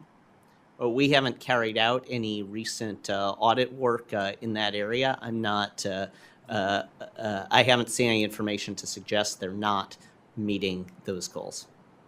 Well, there's a lot of chatter in the various communities that it's not.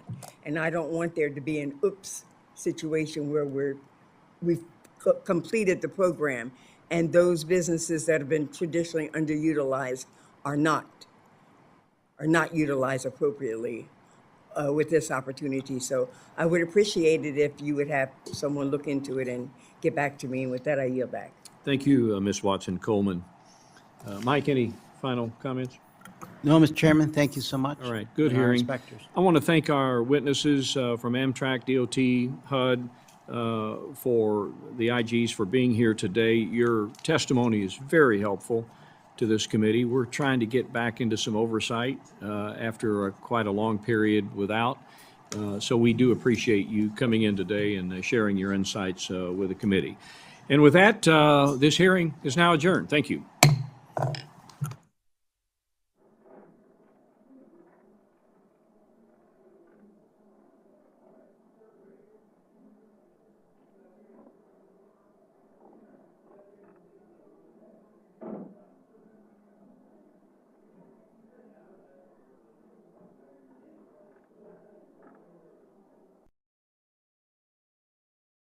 I'm pleased to be here this morning, marking up the fiscal year 2025 Interior Appropriations Act with Chairman Cole, Ranking Member DeLauro, Subcommittee Ranking Member Pingree, and the members of the subcommittee staff. Let me take just a minute to say that this is the last subcommittee markup for Mr. Kilmer. He didn't know. Who has decided not to run again. But I wanted to just tell you, Derek, you've been a valuable asset in this committee, and we appreciate having you here and all that you've added to this, and I've enjoyed working with you. Chairman Cole, we are glad to welcome you back to the Interior Subcommittee in your role as the full committee chair, as the first Native American to ever chair the Appropriations Committee, first Oklahoman to ever chair the Appropriations Committee. You've made it your legacy in Congress to advocate for Indian country. I have no doubt that you will continue advancing this critical bipartisan effort as chairman. There is no one better for the job, and we appreciate the work you have done to get us to this point in the appropriations process. I also want to thank Rosa, Chairwoman or Ranking Member Rosa DeLauro, but she's not here yet, so I'll save it. I also want to recognize Ranking Member Pingree. She's been a wonderful partner, and I appreciate her commitment to the subcommittee's issues, and I look forward to continuing our work together to move the Interior bill forward. Lastly, I want to thank the members on the committee and the staff of both sides of the aisle for their work and contributions to this bill. The fiscal year 2025 Interior bill provides $38.48 billion in spending, which is $72 million below the enacted level and $4.4 billion below the President's request.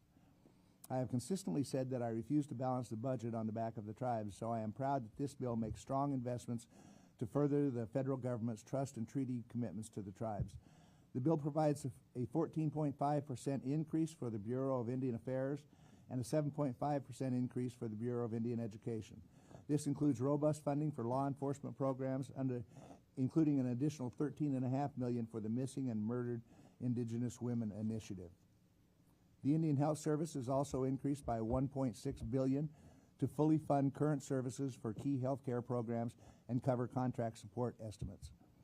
The bill also provides over $330 million to permanently address wildfire fighting pay and capacity. The permanent pay fix included in this bill will improve the firefighter recruitment and retention, which is absolutely necessary, and provide financial certainty to the men and women protecting our communities from catastrophic wildfires. To meet our allocation while prioritizing these critical programs, the bill also right-sizes funding for most of the appropriations. For example, the EPA is cut by 20% below the enacted level, with reductions targeted at operating programs and regulatory activities. The bill also includes community project funding for EPA clean and drinking water infrastructure projects. While requests greatly exceeded the funding available for projects, we did our best to provide some funding for all eligible projects, given the dollars will make the difference. Given these dollars will make a difference in the communities across the country.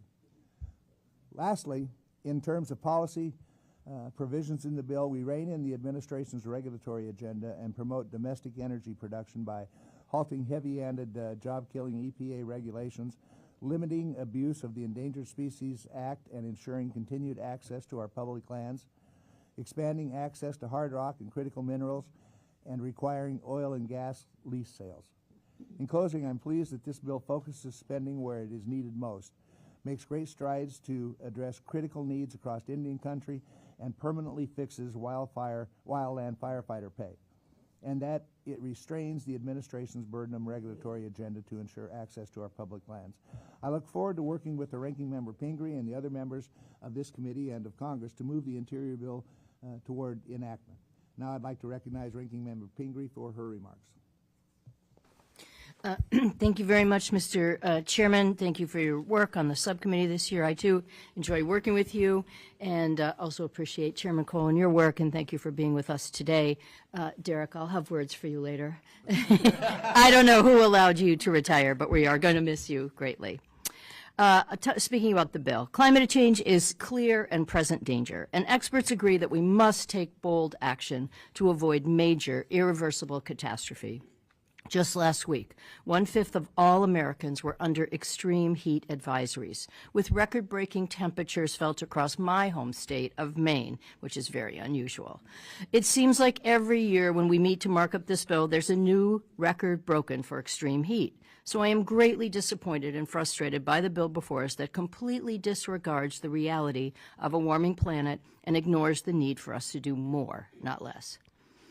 As the 5th National Climate Assessment confirms, the effects of human-caused climate change are already far-reaching and worsening across every region of the United States. With that understanding, cutting funding for the Environmental Protection Agency by $1.8 billion, or 20%, is irresponsible and severely impacts needed investments in environmental justice, enforcement, and climate change. If we are going to preserve the health of our environment and our economic well-being, we need to reduce greenhouse gas emissions and increase our efforts to respond to and mitigate against harmful climate impacts. The bill also slashes funding for land management agencies. The National Park Service alone is cut by $210 million. This cut will mean fewer park rangers and preserve the park's natural and cultural fewer park rangers to protect and preserve the park's natural and cultural resources, and it will mean a negative impact on the visitor experience. Funding for cultural institutions, such as the Smithsonian and National Gallery of Art, are also significantly reduced. The arts have an incredible value as a positive tool for economic development, education, and community building, and I will strenuously oppose these cuts in the final spending agreement. There are areas of bipartisanship, though, and I want to commend Chairman Simpson's work on wildland fire. And I see we're joined by several people who work on wildland fires. Thank you so much for your service, the dangers that you take on, and the way that you preserve our communities. This bill includes authorizing language necessary for the administration to carry out its permanent pay reforms for federal wildland firefighters, and it provides an additional $330 million to support the effort. This is something we agree on wholeheartedly, and I am so pleased that the bill addresses this important issue. I'm also proud of our work to address treaty and trust obligations on a bipartisan basis. I want to acknowledge and thank Chairman Cole for adjusting the Interior allocation to accommodate the $739 million increase required as a result of the Supreme Court decision on contract support costs. These costs will continue to rise, and I hope we can work together to make these funds mandatory. Unfortunately, once again, the House Republicans have loaded the bill with wildly unpopular policy riders. This year, they've included a whopping 83 poison pill riders that cripple environmental protection, undermine climate change policies, and add to the national deficit. The riders in this bill give an open invitation to exploitive oil, gas, and mineral leasing by blocking rules that protect our public lands and resources, dictating the timing of offshore and onshore lease sales, overriding protections for preserving pristine water and undisturbed Arctic landscapes, and even prohibiting implementation of recommendations to improve mining on public lands. Further, the bill includes 13 endangered species-related riders that hinder efforts to save iconic species and apex predators, maintain healthy ecosystems that benefit us all, and clarify regulations for stakeholders that help our economy grow. And sadly, the bill also contains numerous discriminatory riders targeting millions of American citizens, which have proven so divisive in earlier markups. The majority of Americans support the United States taking steps to become carbon neutral by 2050, and they support taking responsibility for future generations. The austere and irresponsible cuts in this bill do not align with American values. We need to rise to this challenge and not squander the opportunity to make the planet better for our children and grandchildren. I want to thank Ranking Member DeLauro for her tireless efforts on the committee, Chair Cole, the staff on both sides of the aisle. Unfortunately, I oppose this bill, and I urge my colleagues to oppose the bill, and I yield back. And now recognize the full committee chairman, Mr. Cole. Thank you very much. And before I move into my prepared remarks, this room always makes me very reflective. This was my first subcommittee and my favorite subcommittee as a freshman on the full committee. And frankly, I learned how to be first to go to appropriator and then hopefully a decent chairman, because I had my friend Chairman Simpson's tutelage as then the ranking member, and Norm Dix, who was